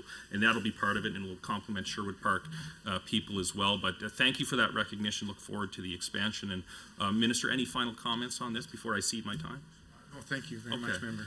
Chair, I'll cede my time to MLA Stefan. You may proceed, Emily Stefan. Thank you. So I have a couple of questions, but I see that a little bit short on time. So I do have some questions about the Red Deer Regional Hospital, of course, but given the time, I have some other questions that I think are a little bit less involved. I see that, of course, on page 115 of the capital plan, we have 83 million allocated over 3 years for the Red Deer Justice Center. And that project, of course, is well underway. Really appreciate seeing that. Could you provide an update on the project? And could you also share with the committee why additional funding is being required for this project? Excellent. Thank you very much, Member, for that. Yeah, we are building a new Justice Center in downtown Red Deer that will help relieve the backlogs caused by the lack of space at the current courthouse, which is currently at capacity. So the new facility will measure approximately 29,000 square meters and include 8 stories above grade plus a mechanical penthouse and 2 stories below grade. It will also include a resolution services wing, and the government will provide dispute resolution, civil and family mediation, arbitration, and other alternatives to court in this structure. Construction began in August of 2020 and is well underway, with construction completion expected by the end of this calendar year. The new Justice Center will feature 12 courtrooms with space for future expansion that will accommodate up to 16 courtrooms. Additional funding, as you mentioned, the original project was funded for $203.1 million. There is some funding increases due to the disruption we saw in the supply chain globally through the pandemic. These are normally considered in every project. We have contingency built in, and then we adjust through projects that are particularly multi-year projects. We adjust in real time as we see possibly changes to construction, change orders, which is a normal course of construction, supply chain issues, which may or may not impact the cost of goods for that construction and how that may be developed into the contract. And in fact, the 2023 capital plan 3-year total funding to finish the construction was approved for, or hopefully will be approved for, the $83.4 million to bring this contract and construction to completion by the end of the calendar year. Well, thank you for that information. I know, and I appreciate you mentioning the room for expansion as part of the build. I know one of the reasons why, unfortunately, we had to do it in this way, as I understand it, is the original building had no ability to expand. Thank you, members. And that concludes the government members' first block of questions. Now we move to 5 minutes of questions from the official opposition, followed by 5 minutes of response from the minister. As mentioned, members are asked to advise the chair at the beginning of the rotation if they wish to combine their time with the minister's time. Emily Goring, would you like to combine time? I'd love to combine time. Is that okay, Minister? Happy to do so. We will proceed with a 10-minute block of combined time. Thank you so much. I appreciate going back and forth. It's important to be able to do this, and I'm very grateful for that.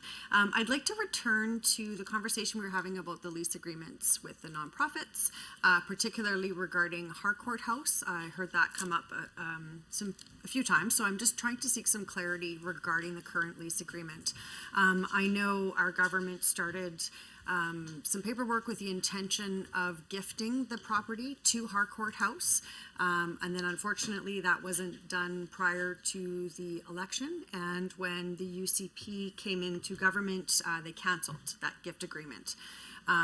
Harcourt House, just to give a little bit of background, is an organization, nonprofit, that provides, has been providing over 30 years of service to artists and studios, and is an incredible organization within the city of Edmonton.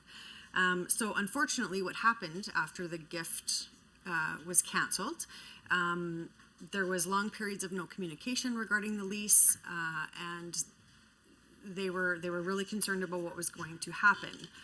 It then got to the point where they were given an eviction notice from the government of Alberta indicating that they had to leave after 30 years of occupying that space. So it was after intense grassroots advocacy from the artist community and, quite frankly, NDP questioning about the status of this eviction notice that came to a place where a 1-year extension was given to the lease. You had mentioned that they had asked to purchase it, and I would say yes, after being told they would be evicted. They tried to negotiate and create a space where they could stay at Harcourt House. So now my understanding is that they were given a 1-year extension of the lease with the proposed purchasing price of $3.5 million. So I'm curious, Minister, where the status of that lease is, and knowing that the nonprofit sector is struggling and has specifically been hit hard by this government with the artists community, and knowing that your targets have decreased over 0.5% to encourage Albertans to attend artists events and things, what is the plan to be able to see them successful at the end of the lease so that they can actually purchase it? What kind of supports are being offered, et cetera? Thank you very much, Member, for the question. Appreciate the tone and the ability to go back and forth with you as well. So it is, as you well know, I was only appointed Minister of Infrastructure in October. Much of these transactions or communications happened prior to that time, but I have reconfirmed my commitment to work with them, given the challenges that we've all faced over the past few years with the economy and with the pandemic and all of that stuff. So I have reiterated my support for this extension and lease. And again, as I stated earlier today, it is the intention while I sit in this office to continue to work with them for the best outcome for both. It was just noted technically that gifting agreement was not completed before the election in 2019. So it was one of those things that does happen, and things have changed and gone on, but it is a commitment. At this time, just another small correction. It's my understanding that they have formally submitted a letter of intent to purchase for $3 million, not $3.5 million. And again, until that process is completed, there would be the ability for the market evaluation to potentially change. I think that would be due diligence on both sides of the buyer and the seller at that time, which I think is November of 2023. November 30th. So those markets could go up, they could go down, and it could be reevaluated. The average appraised value as of June 2022, which is now almost a year old as well, was $3.125 million. Sorry, $3,112.5 million. And one further note, as of the end of February, beginning of March of this current year, they provided a deposit to purchase. So they are moving forward in a very good way. It is my understanding that they've done a lot of fundraising. They're in a very good position.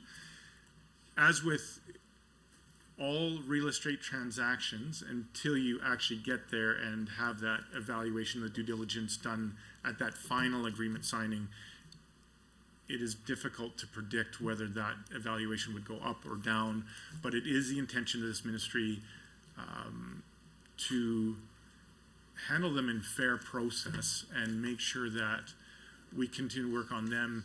I would say that would include the possibility that they may or may not, due to other outside factors, seek a further extension of the lease. And again, because it is our intention to have a successful resolution to this, that if that were at the future time within an agreeable, and that would be a consideration. We have also agreed with them that we want to sell to them and not go to market, so we're not applying undue pressure on them for that. But obviously, beyond May 29th, I cannot commit what the ministry may or may not do, as certain events might change all of that. But at least that's the intention, and stated publicly, stated privately to them through this department to date. Thank you, Minister. And I mean, I like that you pointed out that it wasn't completed prior to the election. And truly, I think if the best interest of Harcourt House was being considered, that intention to move forward with a gift would have been honored by your government. So I appreciate that you're at the table and continuing to work with them, and I truly hope that they're able to be successful and we don't lose this wonderful space that's provided to artists. And with that, I would like to put it over to Mr. Carson. Thank you. Thank you, Chair, and thank you, Minister. I've appreciated the conversation so far this morning. Just a couple more questions on this matter, or in general. My first one being, how many other, if there is any other, nonprofit organizations or organizations leasing these buildings potentially currently on an expired lease that has now been extended? Is Harcourt the only one? Is there others? Just give us a moment to see if we can find that. I don't know if my ADM on properties would have a comment. So as an example with Harcourt House, where we do have leases and we're working with not-for-profits, if they're experiencing some concerns, on a case-by-case basis, we will work with a department or a sponsoring department to see if there is the need to extend a lease for a period of time. We don't want to close the doors on anybody or kick anybody out. So we do work very closely with them, and of course the sponsoring department. Most of these, of course, as we've noted, are social services type related organizations, and so that's all. I'll stop there. And just for the record, member, that I appreciate the question. If we went back to that original list of NGUs, we said about 82. I know the total is 165. Of the 82, we have approximately 68 NGUs that have an expired lease that we are continuing to work on them, and we have not evicted them or sent them out. We are continuing to work with them to make sure that we can come to a successful resolution on that. I appreciate that, Minister, and a little bit concerning to me, but hopefully we can resolve some of those leases. I guess along a very similar line of questioning, and I'm not sure if you could potentially table that list that you're referencing right now. I think that it would be valuable for us, but if not, fair enough. But again, similar line of questioning, how many more are set to expire? And then you will now be negotiating past the lease this year, and then again, same question for next year. Right. A very good question. Can I have that list back, please? So, unfortunately, we can't table the list because of the private confidentiality of some of those agreements and not making them public. But we could table the policy. It is. I don't know that we have an extensive. Sure. I mean, listen, and it's an ongoing thing as leases are renewed and not renewed. Some of these, as I just wanted for clarity, some of them are municipalities where they would have ongoing funding, so that it's not, it would not be a difficulty to match that cost recovery threshold.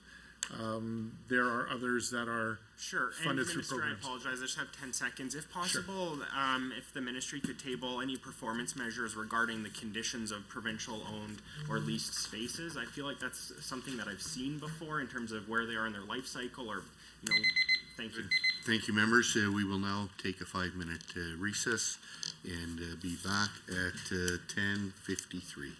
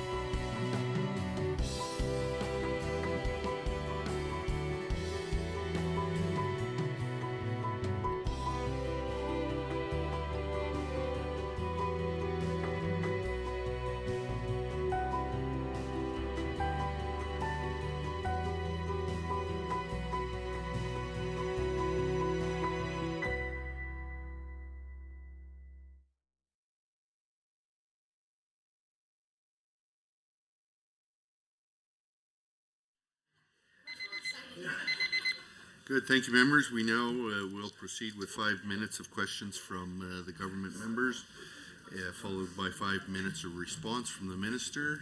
Members, would you like to combine time? Yes, please. And MLA Stefan, Minister, would you like to continue with combined time? Yes, please. MLA Stefan, you may proceed. Great. Just while we were finishing off on court houses, page 115 of the capital plan showed $3 million for Edmonton Law Courts planning. Understand earlier this year there was a power outage at the courthouse, and just wanted to ask whether or not this funding is in response to that event. Is it a repair to the current courthouse, or is a new building needed? Thank you, member.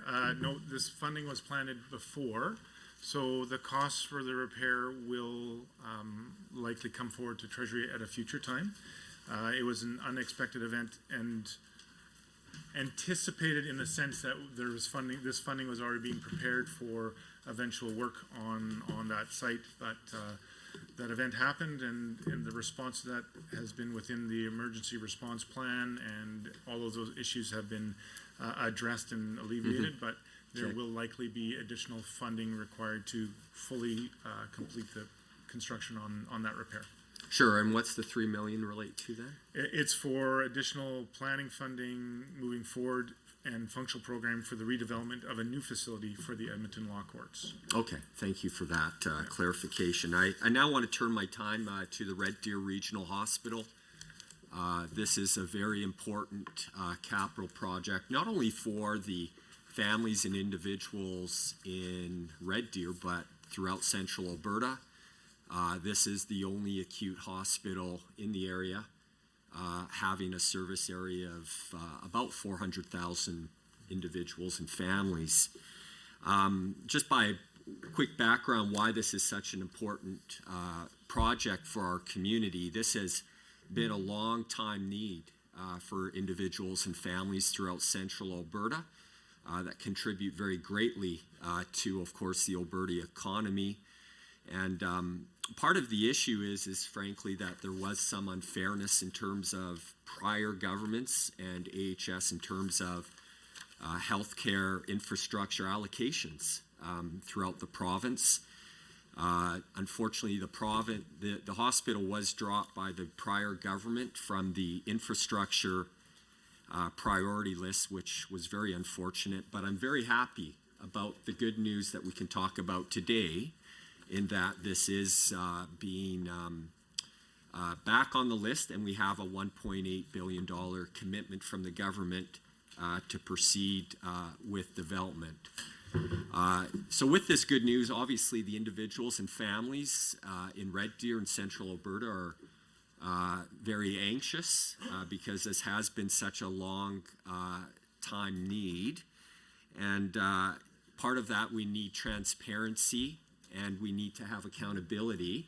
And I appreciate that you had an open house on the hospital, and I would just like to hear from the minister what feedback he's received from having that open house for members of the community. Great, thank you very much for the question, member. I thought it was a very good session, both with mayor and council and then with the community. Over 150 people were in attendance, including other elected officials from across the region. Infrastructure staff and Alberta Health Services staff was there with different displays talking about the site plan, the schedule, and the various aspects of the construction. We engaged, as you well know, as you were there yourself, that there was a robust conversation and discussion with residents and others in the room about their hopes and concerns and the ideas for the future of this facility in Red Deer. We outlined the steps required to bring a complex project such as the Red Deer Hospital from the early planning stages to successful completion. And we explained that the project involves a number of phases. There will be a new expansion and inpatient tower adjacent and connected to the existing hospital, and a new ambulatory care building, which will be located on the south side of the existing multi-level parkade. Following completion of those phases, there will be renovations and reconfiguration inside the existing hospital building. That is why there is such a need for planning to make sure that these things are handled carefully to not impact current patients, but keep them safe and away from any construction noise, sound, vibrations, so that they can continue on with their healing journey, and make sure that the new spaces are provided for them in good time with all of these considerations in mind. Well, that's wonderful. I know that Central Alberta, like many other parts of Alberta, are just seeing record migration and growth, and it's great to see that we're going to have this investment that not only will address that growth, but frankly, over the past decade or more, low per capita infrastructure funding in the Central Zone versus other parts of the province. In terms of moving this project forward in an accountable, transparent way, what are we doing to make sure that individuals and families in Central Alberta who are very excited about this really game-changing, transformative course correction, that this project does proceed in an efficient and effective way? Absolutely. So we are moving forward with the completion of the functional plan, which should be complete by the end of this month. Or thereabouts, as well as we've completed the request for proposal from Prime Consultant, which we are now evaluating through the ministry, which will be awarded shortly. Those two things going together will be significant in next step in this whole process. As we've discussed many conversations through today's meeting, we know that the complexity of a healthcare facility requires sufficient planning. And while we can focus on that and put resources to that to speed that up somewhat, the process does take time because so many considerations need to be brought to bear on the planning for this. From my construction history and many stakeholders that I've talked with, the best projects and their outcomes are achieved by good, thorough, and consistent planning. If you rush the planning process, if you try to go beyond what the industry is able to bear, in the sense that most construction companies and architectural engineering firms don't have one project on their plate at a time. They would often have multiple and overlapping. We need to make sure that the assessment and evaluation of the Prime Consultant and that firm has the capacity and capability, as well as the expertise, to be able to make these considerations into designing the new process, or sort of the new facility, as well as making sure that it ties into the existing facility in a functional way to maximize the space usage, the service usage, the flow of patients, as well as doctors and nurses and healthcare staff, for the best outcome, with the added complexity that, being an addition to an existing facility, you don't want any negative impacts upon those patients that are there currently as the construction moves forward. So we're working to plan, design, and build this expansion, one that meets the needs of the community and region, as quickly and safely as possible, with all of these considerations being brought to bear. Sure, and maybe just a supplemental question just based on what you said. And I know that every project has its own unique aspects and complexities. I'm wondering, given that the province of Alberta has been building hospitals for a while, given that we, of course, recently completed the Grand Prairie Hospital build, we actually, in a pretty efficient way, I think, construct the Calgary Cancer Center, and that's a great job. I'm just wondering, in terms of, taking into account, yes, there are unique considerations with any project, but are we able to see some efficiencies that we learned from building hospitals in the past, including the accelerated timeline with the Calgary Cancer Center, applied in certain areas to accelerate the timeline for the construction not only of the Red Deer Regional Hospital, but other parts of the province where healthcare facilities are being constructed and needed to meet an amazing growth in population, because people are coming to Alberta. It's a great place to live, and raise our families and work. Great question, and you've hit the crux of the challenge with any construction project anywhere in the world, not just Alberta, that each project is unique unto itself. It is often easier to accommodate those lessons learned in what's termed as a greenfield project, where you have basically a greenfield, nothing there, and you can start from new. This is what's considered a brownfield because there's an existing building, so that immediately sets us off on a different direction. Good, thank you, Minister and members. We now move to the official opposition caucus for a 10-minute block. Continue with combined time. Yes, please, if the minister is amenable, I would like to combine time again. Yes, we will. Okay, You may proceed, fantastic. MLA Loyola. Thank you very much, Mr. Chair. So, just as a background, I'm going to give you what has been relayed to me in terms of where we are with the South Edmonton Hospital. So, just bear with me here. So, as you recognize, the announcement was made in 2017.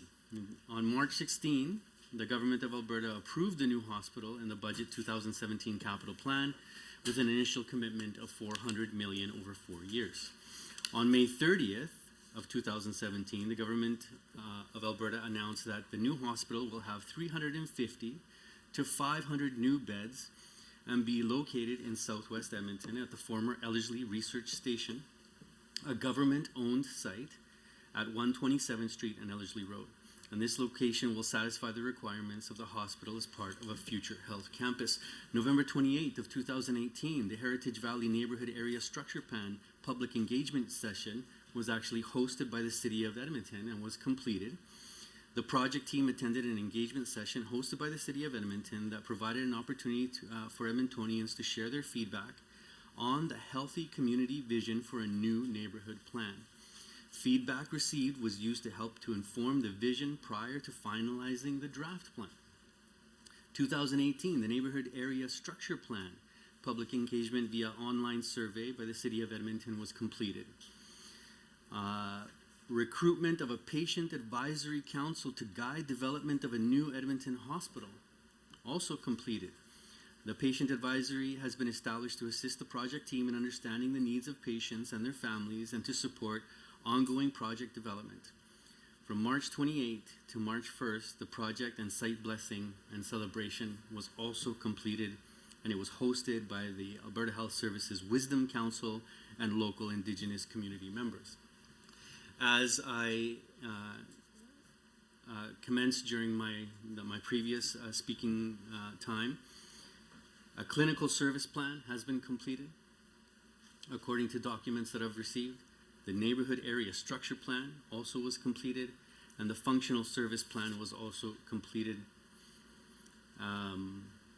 Preliminary site work was done in 2022 for site preparation, was commenced, and design, architectural design was to commence in 2023 based on the functional service plan.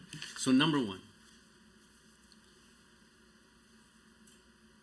can you or your ministry officials corroborate that the clinical service plan was completed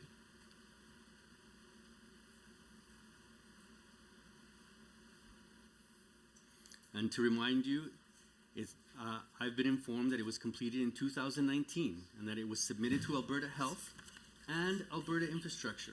This plan identified the number of beds in the hospital and the services that will be provided on site. This required the engagement of the clinicians and leaders of clinical departments that will be providing care on the campus, as well as the engagement of the members of the Patient and Family Advisory Council. Can you or your ministry officials corroborate that this indeed was completed? So to answer your question, yes, the clinical service plan was completed in 2019 after the election. That is the second step, step 1A of the process to get to a capital project plan. So I did take notes, a number of those, the public engagement 2018, the draft neighborhood plan, the patient advisory, the site blessing, many of those processes were undertaken by the City of Edmonton, not by Alberta Health Services or the Ministry of Infrastructure. The needs assessment, which leads into the clinical service plans, was completed in 2019.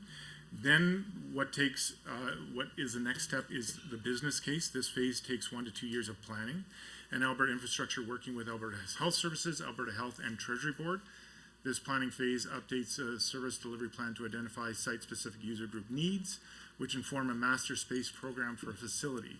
The business case includes an assessment of the current facility status, identification of an infrastructure capital solution with alternatives, cost-benefit analysis, schedule, business operational I analysis, appreciate that, so on and Minister. so Thank forth. you. Thank you. So- Obviously through the chair. So then, it has also been revealed to me then that a functional service plan, and according to documents that I have, this was completed in the fall of 2022 and has been submitted to Alberta Infrastructure and Alberta Health.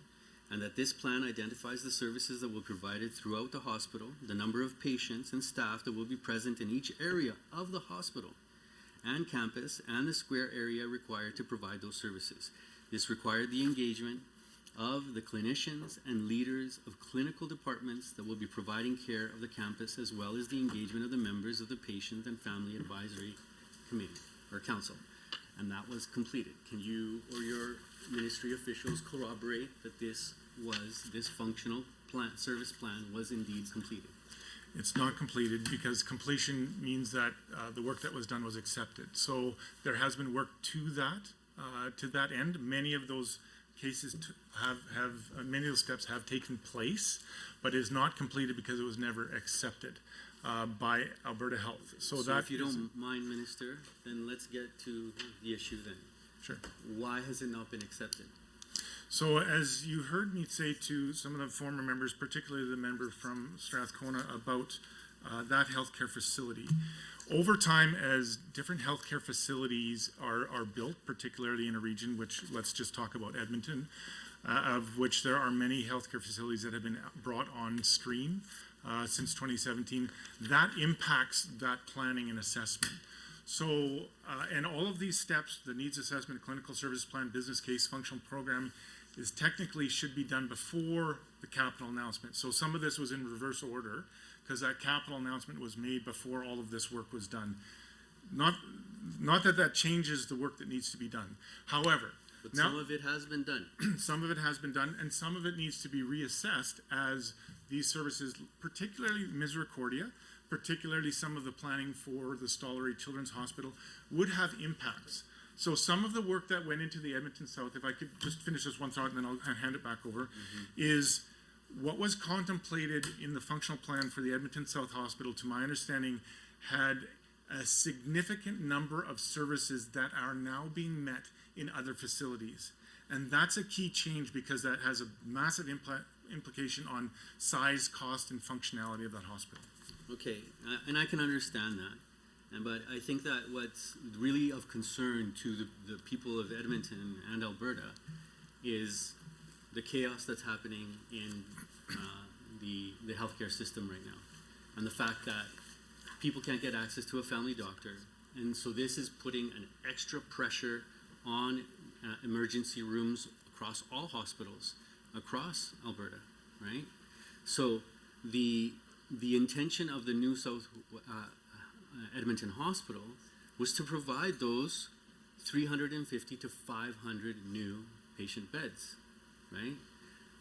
When you're doing the analysis on the services that are being provided at either the Misericordia or at the Grey Nuns, how many beds does that translate to? Because that's the real issue here, is that there's not enough beds for Albertans in order to access the healthcare that they need.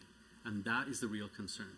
So I can understand that services, may be duplicated, but what is the intent with the beds?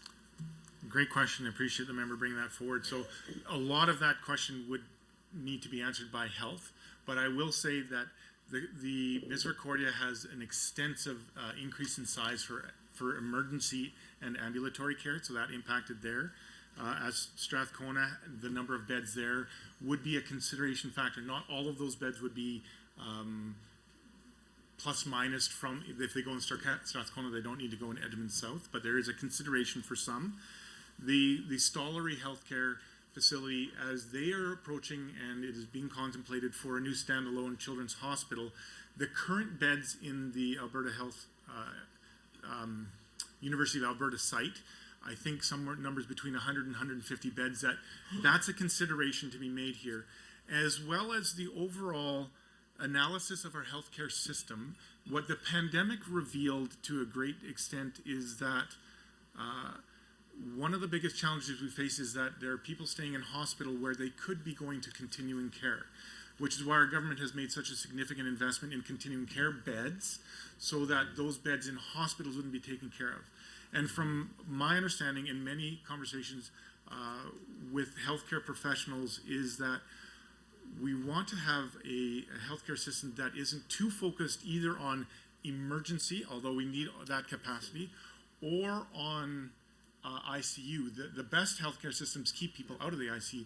So managing those bed numbers is a future consideration. Thank you, Minister. We now move to the government members, and we will proceed with combined time with MLA McIver to begin. Yep. Yes, please, Chair, if that's okay with the minister. Yes, you may proceed. Yes, it is. Sorry. All right, this is kind of fun as a recovering infrastructure minister myself.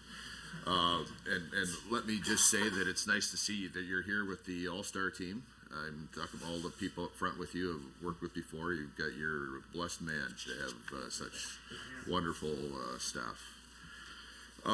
Minister, on page 113 of capital plan, $52 million over 3 years is provided for the Foothills Medical Center Neonatal Intensive Care Unit in Calgary. I guess what does the project entail, and will the Foothills Medical Center remain operational during the project? And if yes, have you dialed in all the safety measures you'll need to keep the construction site safe, as well as those seeking medical assistance at the same time safe? And I say this because I think we all would agree that neonatal intensive care units are critical spaces that provide care to extremely delicate human beings. And yeah, so what's in place there, please? Great. Thank you to the member for the question. Thank you for acknowledging the staff within infrastructure. They are all exceptional, including all the ones in the gallery. They spend an amazing amount of time serving Albertans and don't often get recognized. So I commend the member for doing that. Thank you. Back to the Foothills Medical Center Neonatal Intensive Care Unit in Calgary. This is one of the projects that can truly highlight the complexity of what the considerations for how do we expand and increase our medical care. You set that question up very, very well, in the sense that neonatal babies are extremely sensitive to adverse conditions, including, and which is crucially important in this point, is sound and vibration. Dust is actually as problematic as dust is in a construction process. We have tape and plastic and vacuums and all kinds of things where we can eradicate that from consideration. Where we really have trouble here in the contemplation of this project is the vibration and sound, which at that early development stage of their lives would have a significant detrimental effect.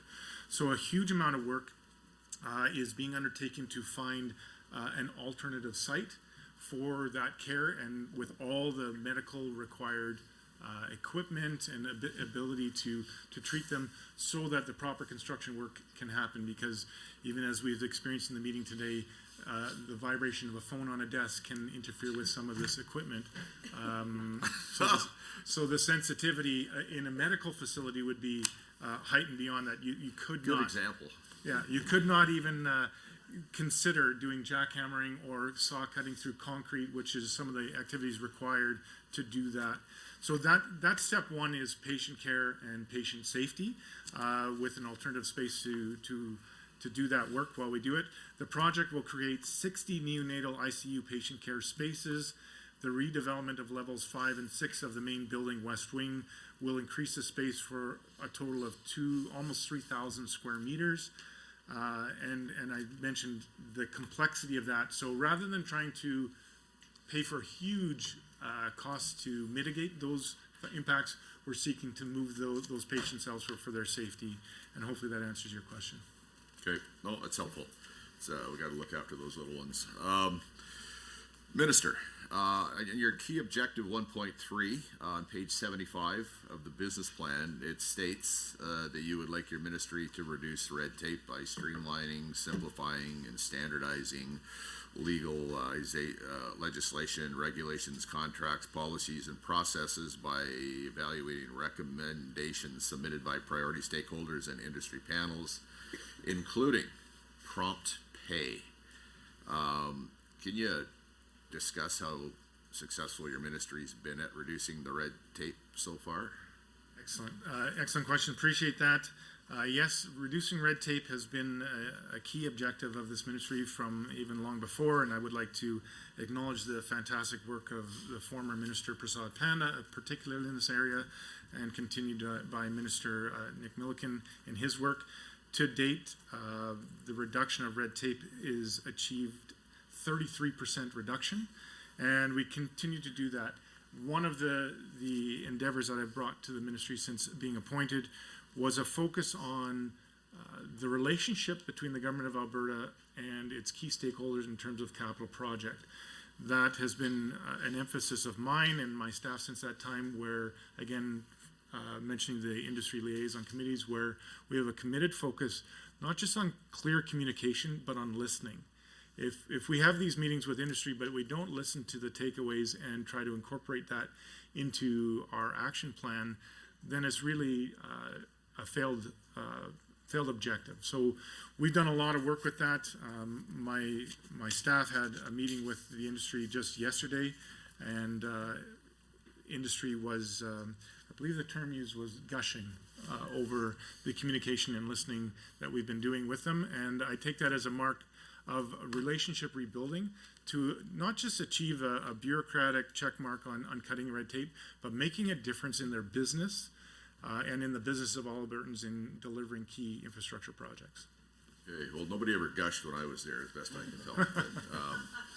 So, is there any measurable impacts on the red tape reduction, either in shorter wait times, lower costs, increased quality, any of that? Is there anything you could actually measure and point to? Absolutely. I appreciate that. Next page. So along with all of those objectives that you named, just making that process simpler, more straightforward, that will save businesses money. Just in the base count, we achieved a reduction of like 3,400 regulatory requirements. Like, that's a huge number of steps that we've removed from that. Some of the accomplished initiatives would be a simplified transportation utility corridor application process, where we've developed a single electronic application form for requesting a consistent submission. They expedited that process. The approximately 30 days of processing time is saved every year, so we're saving a month every year on that. And it's almost impossible to calculate the total financial impact, but it's significant. We've adopted electronic signatures for all leasing agreements. This sounds like a simple thing, but as we were talking about with members of the opposition earlier, huge number of lease agreements every year, approximately 200, and saving 3 or more days per agreement by eliminating that printing and signing and returning and mailing is huge. So that reduced the administrative budget by approximately 80% for that task, from courier fees and paper printing and all of that stuff, just by getting updated. We've improved the infrastructure technological resource site so that we've removed redundant information and outdated information to make it more efficient for businesses to acquire the information they need. We've accelerated the approval process for post-secondary institutions' land dispositions. A lot of universities would have a land bank or something that they have used for future evaluations, and where they may not need a building, they are now able to dispossess that land and use that money for other projects, and just saving them bureaucratic effort. And then we've expedited school board Through the contracts. chair, I'm going to interrupt you No with problem. your permission, only because time's running short here, and I want to ask you about prompt pay legislation. Are we Absolutely. making progress? Are the people that actually do the work, that run the equipment, that have a hammer and a saw in their hand and do the stuff, are we making any progress getting those good people paid? Absolutely. Yeah, we really have, we not only introduced the Prompt Payment and Construction Liens Act, as you would well know, it went through the House. We are also set our sights, and in our Bill 9 that is before the Chamber right now, we've included some work towards the Public Works Act to simplify that, to allow the Minister of Infrastructure the authority to change regulations so we can be more responsive to industry. The longer work on prompt payment within the Public Works Act, because there is so much delineated on the processes of how contractors are paid, will take legal counsel a little bit more time to refine. It's not just a simple cut and paste, but. So I yes, we are. appreciate sometimes people don't get paid because the work either didn't get done or was substandard, but sometimes it doesn't get paid because the main contractor that's been paid just has convenienced himself by not passing the money along. I realize both those situations can exist. Yeah. Are we gonna have any hammer to make sure after people are getting paid and the work is actually done satisfactorily, that the payment will happen in a more timely fashion? Yes, that is the intention of our government, is to adopt those kinds of policies into the Public Works Act, which governs the government of Alberta and its processes. Currently, infrastructure meets 30-day payment obligations 96% of the time, and we want to continue to improve that and help our general contractors to do the same. Thank you, Minister, and we move to the official opposition members. Member Loyola, you wish to continue with combined time? Yes, with combined time, if the minister is amenable. May proceed with the 10-minute Thank you block. very much, Mr. Chair. So, Minister, we did cover in the previous opportunity that the clinical service plan was completed. Okay? Whose responsibility is it to come up with the clinical service plan? So the clinical services plan is a phase that can take 2 to 3 years, involves closely working with Alberta Health and Alberta Health Services. This process is informed by the AHS provincial zone, the site's models of care, and the clinical service delivery options, and strategic and business plans, extensive research into patient demographics, alternative service delivery options, and assessment of the existing facilities is required. In addition, consultation is needed with site user groups, physicians, healthcare workers, the local health advisory committees, and health needs and services that are required to serve the community and neighboring populations. Okay, so then we can both agree then it's not the government of the term that has to come up with the clinical service plan, correct, Minister? Correct. Okay. And I assume you know why I'm asking that. Okay. Moving on then, the functional service plan. Whose responsibility is it to come up with the functional service plan? So just to make sure this is a little technicality, we're calling it functional programming. Okay, functional program. Just for clarity. This phase takes 1 to 2 years. Alberta Infrastructure works with AHS and Alberta Health through this phase. There's a detailed inventory of space required to support operational needs created. It also includes engagement with the stakeholders, including Patient Family Advisory Council, Wisdom Council, Health Services staff, IT, and physicians. They address site requirements for each partner, such as zoning program and space allocations, clinical equipment needs, furnishings, IT, and more. Okay. So then you and I can both agree then that it's not the government of the term who has the responsibility of coming up with the functional program. I would only add the caveat that it is led by infrastructure and health, and that does need to be a consideration. Again, they influence that process, as well as having the responsibility of the fiscal requirements for those decisions to be a consideration. And that is often where the two key stakeholders, if I can say that, would have the confluence of that requirement. That's where the rubber hits the road, if I can say it that way. Well, it's more of them facilitating a process than actually having responsibility for actually coming up with the program itself, correct? Yes, again, except for the fiscal side, which would be the government responsibility in that process. Okay, I just wanted to get that on the record.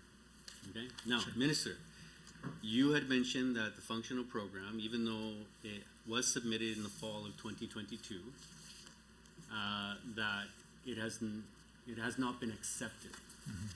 So can we get back to that line of questioning? Sure. What is the process by which, you know, all the stakeholders involved, they've done all their work, they've managed to complete it, they've submitted it. What's the holdup? So the holdup is two parts. One part is that health needs to look at new models of care, which we are in assessing the provincial response out of lessons learned from the pandemic, which that many beds in our hospital are currently being filled up by those patients that could be cared for in a continuing care space. So that's a very new development and consideration that health, the Ministry of Health, is obligated to review in their assessment of accepting a functional plan. And that's probably the single greatest challenge to that acceptance of We that can function. both agree that there is a huge deficit of beds in the current system. Yes or no? And this is where I will be a little bit evasive in the sense that that is actually a question for the Minister of Health. I can't answer that. We answer in terms of a building needs and construction side, but I apologize, I can't answer Okay, that, that from no health. problem. I can respect that. Okay. So then, we obviously need to complete this project sooner rather than later. Can we agree on that at least? Yes, we do. Okay. So then can you just remind us for the record then how much of this current budget is being allocated to this South Edmonton Hospital? $643 million at this point. Okay, so I would like to know then, of that 644 million, what will be taken care of in this fiscal year to move this project forward? Do we have an answer to that? As my staff looks for that, I will just make these comments to set that up, that we are working to finalize and affirm the functional program, which you're saying that is where we are at right now. And it is my understanding that about $52 million has already been spent or is being spent in terms of the site servicing and work there. Just for clarity and to get a little bit of detail on the record, what exactly is happening with that money? Sure. Project activities are ongoing and include the following: site work related to materials deliveries, pipelines integrity testing, as I've stated in question period, there is a pipeline under that, pipeline surveys and crossing agreements, because there are significant considerations to be made. It doesn't make the site unviable in any way. I'm just saying it's a consideration that with agreements with another stakeholder whose job it is to do that, has to be worked. Work underway includes the following activities. If through the chair, if you don't mind, when it comes to that particular aspect, if we could get either from you or from your ministry officials, how long does that process take? It depends. Like obviously, it's going to be different for different projects, but I'm looking for a ballpark. Sure, I'll allow my deputy minister to provide, or I can, if you want more detail, then we'll get the assistant deputy minister, but it's a negotiation, frankly. You're accessing and you're trying to negotiate a crossing agreement typically.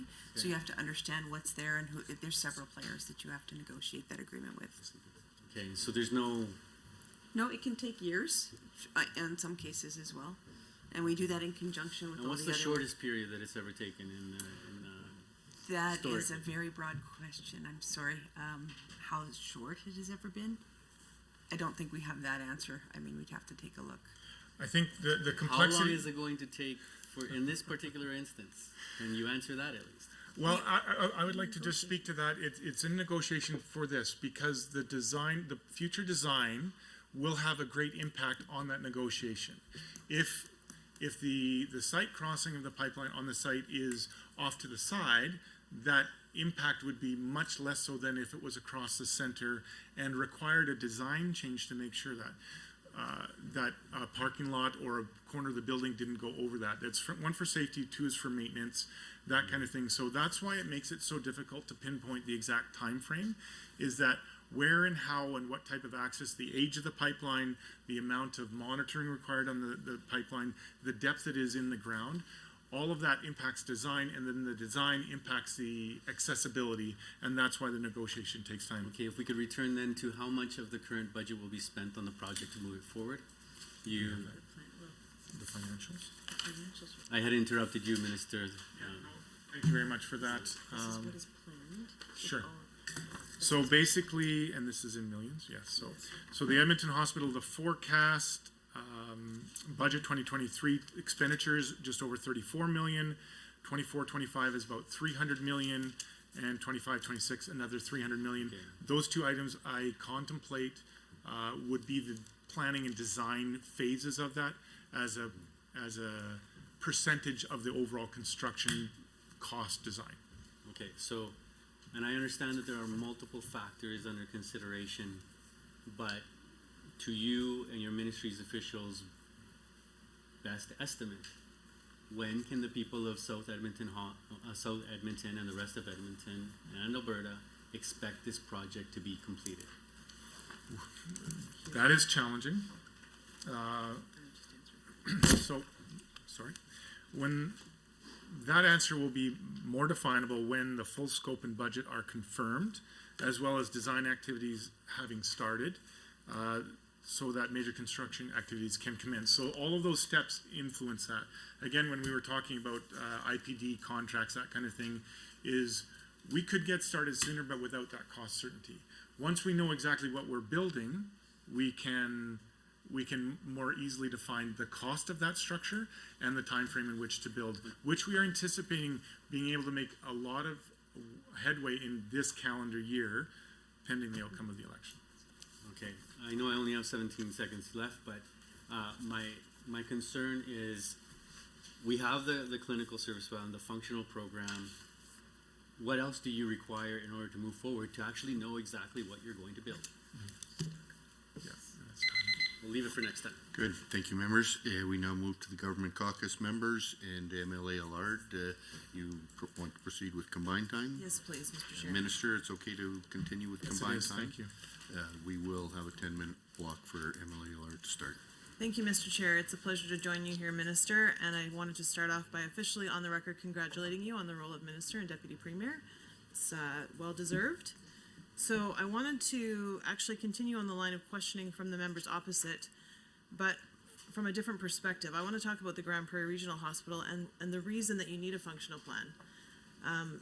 So I want to reference, I just got to look at my notes here for a second. I want to reference a couple of outcomes, page 75 and 76. Start with 75.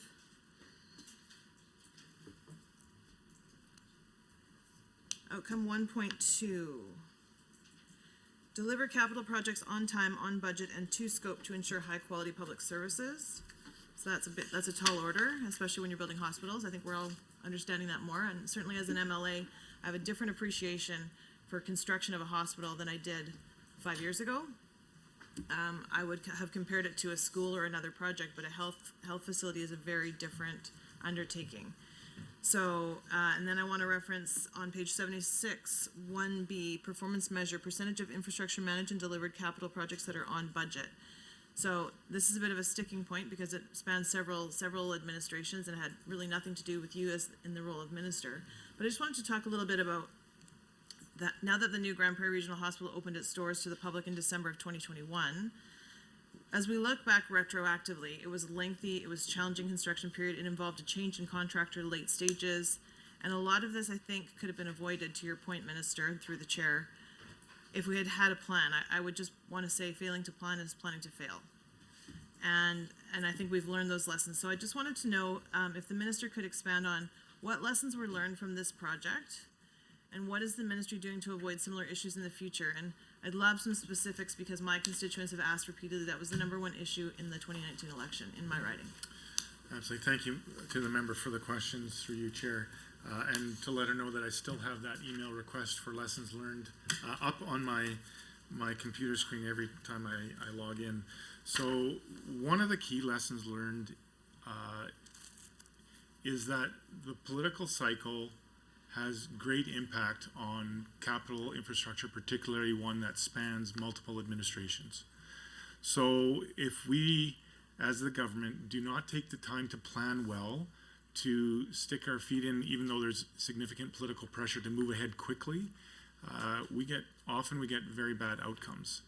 And it takes time to build large healthcare facilities because of the complexity of that. Now that so some of the lessons learned is that despite that political pressure, we need to make sure that we do have those planning processes fully completed, fully accepted, fully in place, because they will help reduce and limit the number of change orders, which is a natural process in the course of constructions, that things will be learned on the way as you go in each individual case. But to minimize those as best as possible should be the objective of any administration. We want to make sure that you have all those planning pieces in place prior to a budget so that you're not constantly moving that budget target as you're learning on the way. Strengthening and improving contract language, specifically regarding compensation and completion dates, as well as the defining of how to handle changes or problems in construction as you move along, and modernizing project planning, monitoring, and financial tools as required to safeguard the progress of the project and the health of those relationships as we go. Those are some of the key lessons that we've learned, and where I'm hoping to bring my construction experience to bear, that in my experience anyways, nothing replaces good planning on a project. It's hard because people are impatient. They want to see something go up and see that happen. But the time you can save in your construction by good planning is more than saved if you do that well. Appreciate that, Minister, and through the chair, thank you to the Minister for that answer. I would just reiterate that in hindsight, it's not a service to the taxpayer or to the people of the province of Alberta if we don't plan. And then we overspend so that we can't afford a South Edmonton hospital now because we spent double or triple on Grand Prairie. I don't know the numbers, but I know that it was significantly over budget. So I appreciate the questions from Member Loyola, because I sat in that chair wondering what is happening with this hospital project and how come it's so hard to pin it down. I would love if the Minister could add a little bit of detail around, and this is just sort of an off-the-cuff question out of curiosity, around the complexities of building a health, particularly a hospital, versus, say, a school or another project. I think that's one of the things that's very confusing for constituents is, well, the school went up in a year. Why can't the hospital go up in a year? But they're a very different scope and a very different planning process. If you could just expand on that a little bit. Truly appreciate the question. Thank you. So, as I had stated earlier to Emily Walker, a courthouse is well defined and understood on what's required. Same with a school. All of us here, as soon as I say the word school, you can imagine where you went to school, the size of the classroom, how hallways work, the key facilities in a school, gymnasium, library, principal's office, so on and so forth, depending on whether you're required to go there or not. But we can define that, and same with that with design. Maybe we have a two-story, maybe we don't, maybe we have an atrium with lots of light. But the elements are well known. In a healthcare facility, that complexity increases exponentially. One is the same care provided to a different patient can require different equipment and different technology. For instance, a blocked airway in an infant is very, very different than a blocked airway in a full-grown adult, or even different yet again in a senior who may have a more fragile skeletal frame, that kind of thing. But it's the same care. So you need different equipment, you need different space, you need different training, and all of those things bear into that. Behind the walls, there's a complexity in terms of what you need. It's uncomfortable to say, it's uncomfortable to acknowledge, but there are biohazardous wastes that come out in many of our healthcare facilities. Blood and bodily fluids, those kind of things, those don't just go in the garbage. They have to be handled very carefully and considerately with all kinds of infection prevention control. And we have the added complexity that not only in a healthcare facility do we provide care for the patient, we also have to provide safety for those providing the care, which means there's infection prevention control measures on the apparel that doctors and nurses and healthcare technologists and healthcare people wear. There's security services to make sure that patients do not act in inappropriate manners. Sometimes that's beyond their control. One of the most common side effects of a head or brain injury is violent action. So how does that get contemplated into the care of that patient and the protection of those providing that care? The flow of information needs to be considered. Some of the old hospitals literally had plastic vacuum tubes where you put something in, put it in a capsule, and send it through that way. Now, thankfully, we have computer, but access to computers, there's computers all throughout hospitals now. How do we make sure that that very private, sensitive patient information can be logged into by healthcare providers quickly and efficiently, but remain secure so someone passing by can't just get into the computer and find out personal information?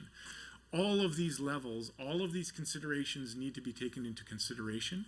The Calgary Cancer Center has some incredible technology, including hallways for robotic equipment to go up and down the hallways unmanned. Well, that was never even contemplated even 10 years ago.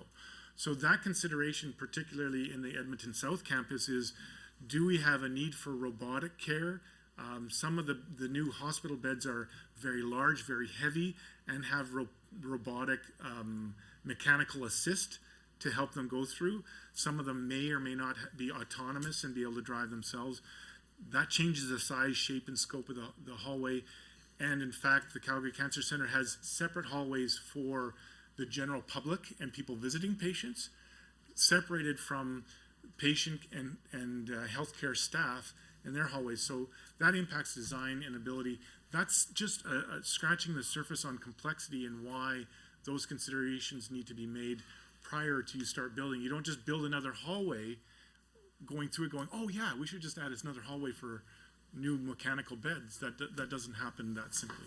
Well, and they have to be contemplated for wheelchairs and different specs for those and et cetera. So I'm running out of time, but thank you for the answers, and through the chair, I will see the rest of my time. Good, thank you, members and Minister. MLA Loyola, continue with combined time. Yes, continue with combined Minister, time. we if you don't- continue with combined time. Yes, it will. Yes, sorry. You may proceed, 10-minute block. Thank you very much. Okay, so getting back then to Albertans would like to know at least an estimated date of when they can expect this project to be completed. And you're well aware that the last hospital that was built in Edmonton was 1988. It's been a long time, Minister. It's been a long time. There's a lot of pressure on the existing infrastructure and services. So this is why, at least, I appreciate the questions from Member Allard, and they're important. Don't get me wrong, but it's really important that at least we have an estimated date. When you come up with a project, you got to have a plan for when you plan to finish that project. So at least you can drive towards something, right, Minister? Absolutely. So this is what I'm getting at. Yeah. This is what the people of Edmonton and Alberta would like. And I appreciate, Member Loyal, your incredible perception into this and getting to the point of what the people in Edmonton want. So I will just provide a few things in context as a reply to that. One is, while there hasn't been a new hospital, there have been multiple healthcare facilities, as well as a change in response to that kind of care, continuing care being one that we've already discussed and I won't get into again. Where we're at now is the consideration of how best to meet those continuing and growing needs of Edmontonians in this healthcare, in this healthcare facility. So the question of what should Edmonton South Hospital be? What should it look like? What services should it provide? But if I may, Minister, Yeah. that's been addressed in the clinical plan that has already been submitted to Alberta Infrastructure and Alberta Health. And that's why the functional plan not being fully accepted is some of those new facilities haven't been fully considered. The contemplation of what may or may not occur in the future for Strathcona, which could be concurrent to the building of the Edmonton South, as they're working on that. How does that impact that? So again, where are we going with healthcare? Are we going to be focused on ICU as a pandemic? Okay, but Minister, if I may interrupt you through the chair, of course, it's just that I completely understand that, there's other facilities, there's the contemplation of now the Stollery and them being a standalone hospital and all that, I get it. But you can't wait on all those things in order to move forward with this plan, to get it done when Edmontonians and Albertans need this hospital desperately. So how do you propose to address that particular issue and move forward and get this done? Speaker, Mrs. Porter. I actually do respect the honourable member's enthusiasm and concern about this. I'm not knocking that. On the other hand, he's now asking a health question, which is beyond the scope of this debate. And again, I completely respect the member's desire to get an answer. I just think he's asking at the wrong place. Okay. MLA Carson, to speak to the point of order. Thank you, Mr. Chair. At this point, I don't see a point of order. I think that there's been quite a latitude of questioning that's come through. I think that the conversation has been good so far, and it really comes back to the price tags that we see attached to the capital plans that we're discussing here today. So I think it is fully relevant, and looking forward to your ruling. Thank you. Yes, thank you. The other point here is 123C. It's repeatedly asking the same question. I mean, I know he doesn't like the answer, but he's had the answer. So if I may, I'm prepared to rule on this. I do not believe it's a point of order. I believe the questioning has been very relevant to the work that infrastructure is doing alongside the Ministry of Health. The minister has been able to identify when it is a health question and when it is an infrastructure planning question. So I do believe that we can continue on. Recognizing that we are in estimates for the Ministry of Infrastructure and identifying items within their business plans and within their estimates. So MLA Loyola, you may proceed. Please continue, Minister. So I will bring the full construction expertise of this ministry to bear on this question. And I will just say this, is that, as the chair has noted, it is up to health to consider all of these factions and tell us exactly what we're building. Once we have that, then I can establish timelines. At this point, that has not been accepted, that's not been finalized. So while I can conjecture on Pardon me, the clinical plan has not been sorry, finalized? no, the functional plan. Just the functional plan. Okay, Clinical, just the function. the needs assessment, I concur. Needs assessment has been done. Clinical service plan has been done. Functional plan has been worked on but not accepted. Once we have that finalized by health, then we can start attaching timelines for consideration for planning and design, and then construction. Again, as I have said, we have the two most recent experiences in Alberta's history is the finishing of Grand Prairie Hospital, which the member from Grand Prairie was talking about, and the Calgary Cancer Center. Those are two case studies that have set that time frame from the beginning of design to the end of construction, somewhere between 6 years and 14 years. And that's where it makes it very, very challenging, because the impact of not having the completed design before you make those estimates has a negative impact on that time frame. Okay, I appreciate your answers on this, Minister. As you know, it's a passion of mine. Yes. I am going to pass it on to Member Carson, who would like to ask questions about his own constituency at this point. MLA Carson, you may proceed. Well, thank you, member, and thank you, chair. And I just thought of something as the previous member from the government brought up a school potentially being built in 1 year, and I am interested to see where that may have happened. But it reminded me that a couple of years ago there was an announcement for a school in the constituency, a Catholic school, and that was, I believe, 2 years ago, and now it looks like it's projected to be open in 26-27. So quite a large timeline, I would argue, compared to even potentially what we saw under our previous government. Now, within the last week or two, we've heard the Minister of Education talk about many schools that are supposedly being built in Edmonton. She had mentioned one specifically, a K-6 in Rosenthal, and so I'm just hoping that you could point to in the capital plan or your budget where the funding for the Rosenthal K-6 is. We might need a little bit of time for that. In my recollection, most of the funding for schools would be in the education budget, so the details might be there, although we are tasked with construction, so that's what my ministry is telling me. So again, similar to healthcare facilities, school facilities are governed by education. Okay, thank you very much. I appreciate that. For some reason, I thought it might come out of the capital plan if it's an announcement from the government, as opposed to funding going to the school board and going through that process. So that's not the case No, in not this my situation. understanding. Okay. How about, do you keep track of what schools have been opened and like how that affects on your side of things?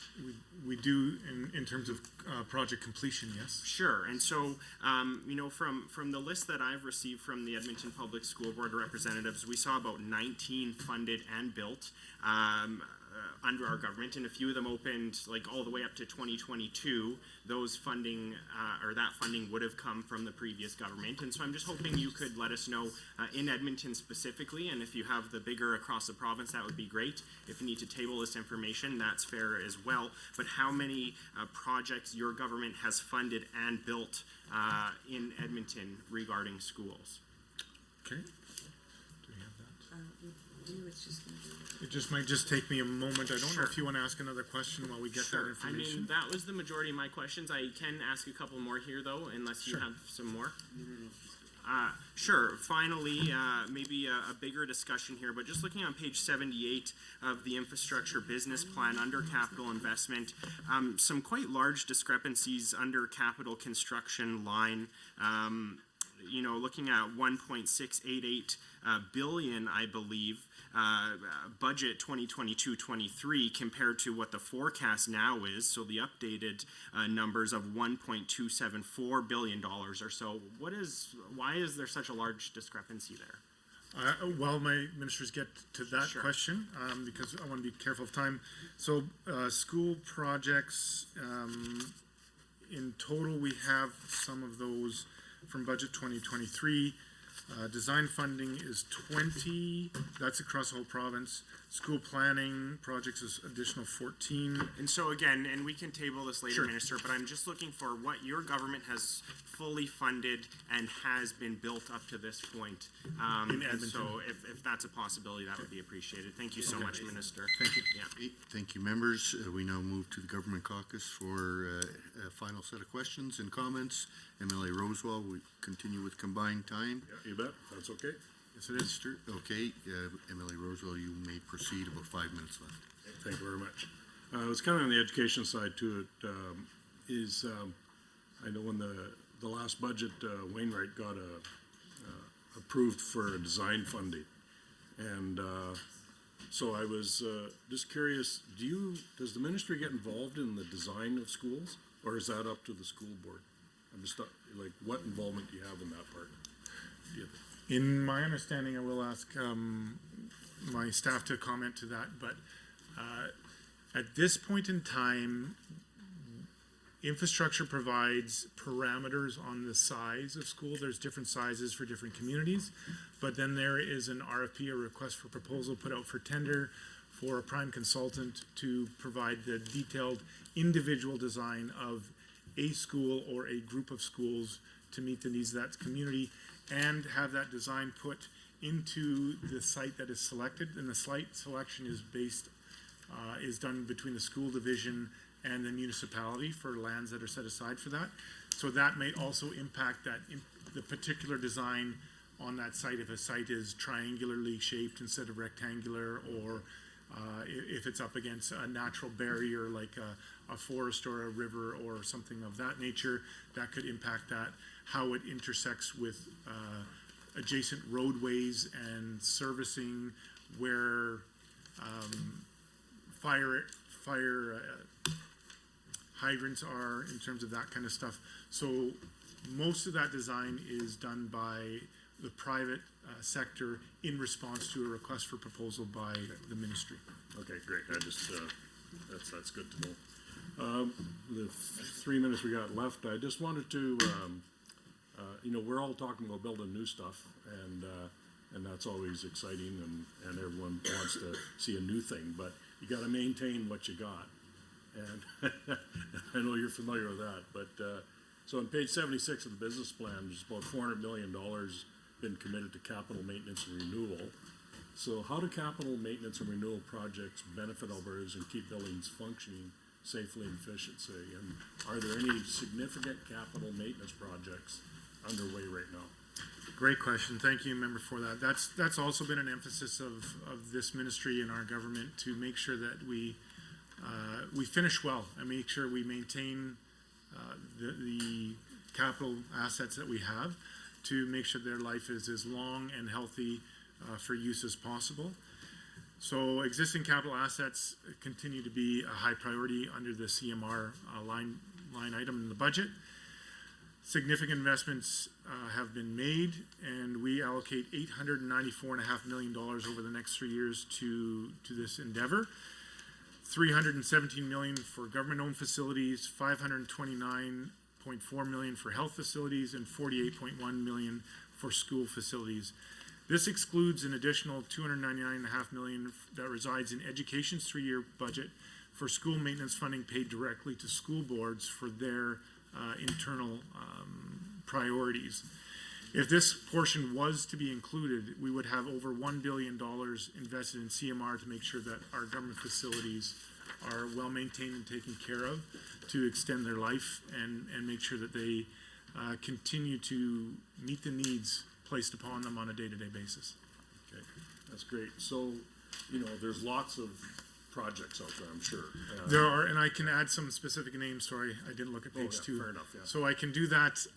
Some of those projects being undertaken right now are the Sir Frederick W. Haltain Building, which is abatement and system upgrades, Devon Analytical Labs and Offices, heating distribution systems replacement, Fort McMurray Courthouse air handling unit replacement that's anticipated to be completed at the end of August 2025.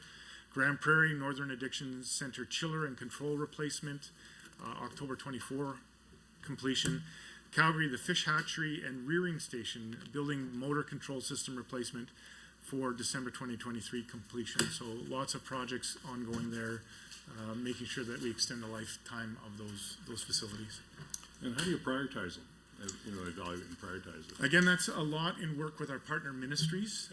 They would prioritize the projects, and we have reintroduced the assessment of our facilities, which is some considerable cost to go through all of Alberta and make sure we know exactly where our projects are at. Thank you, everyone. I apologize for the interruption, but I must advise the committee that the time allotted for consideration of the ministry's estimates has concluded. Honorable members, this concludes the main estimates consideration of this committee for the 2023-2024 fiscal year. I want to thank everyone for their participation, and this meeting is adjourned. Yeah.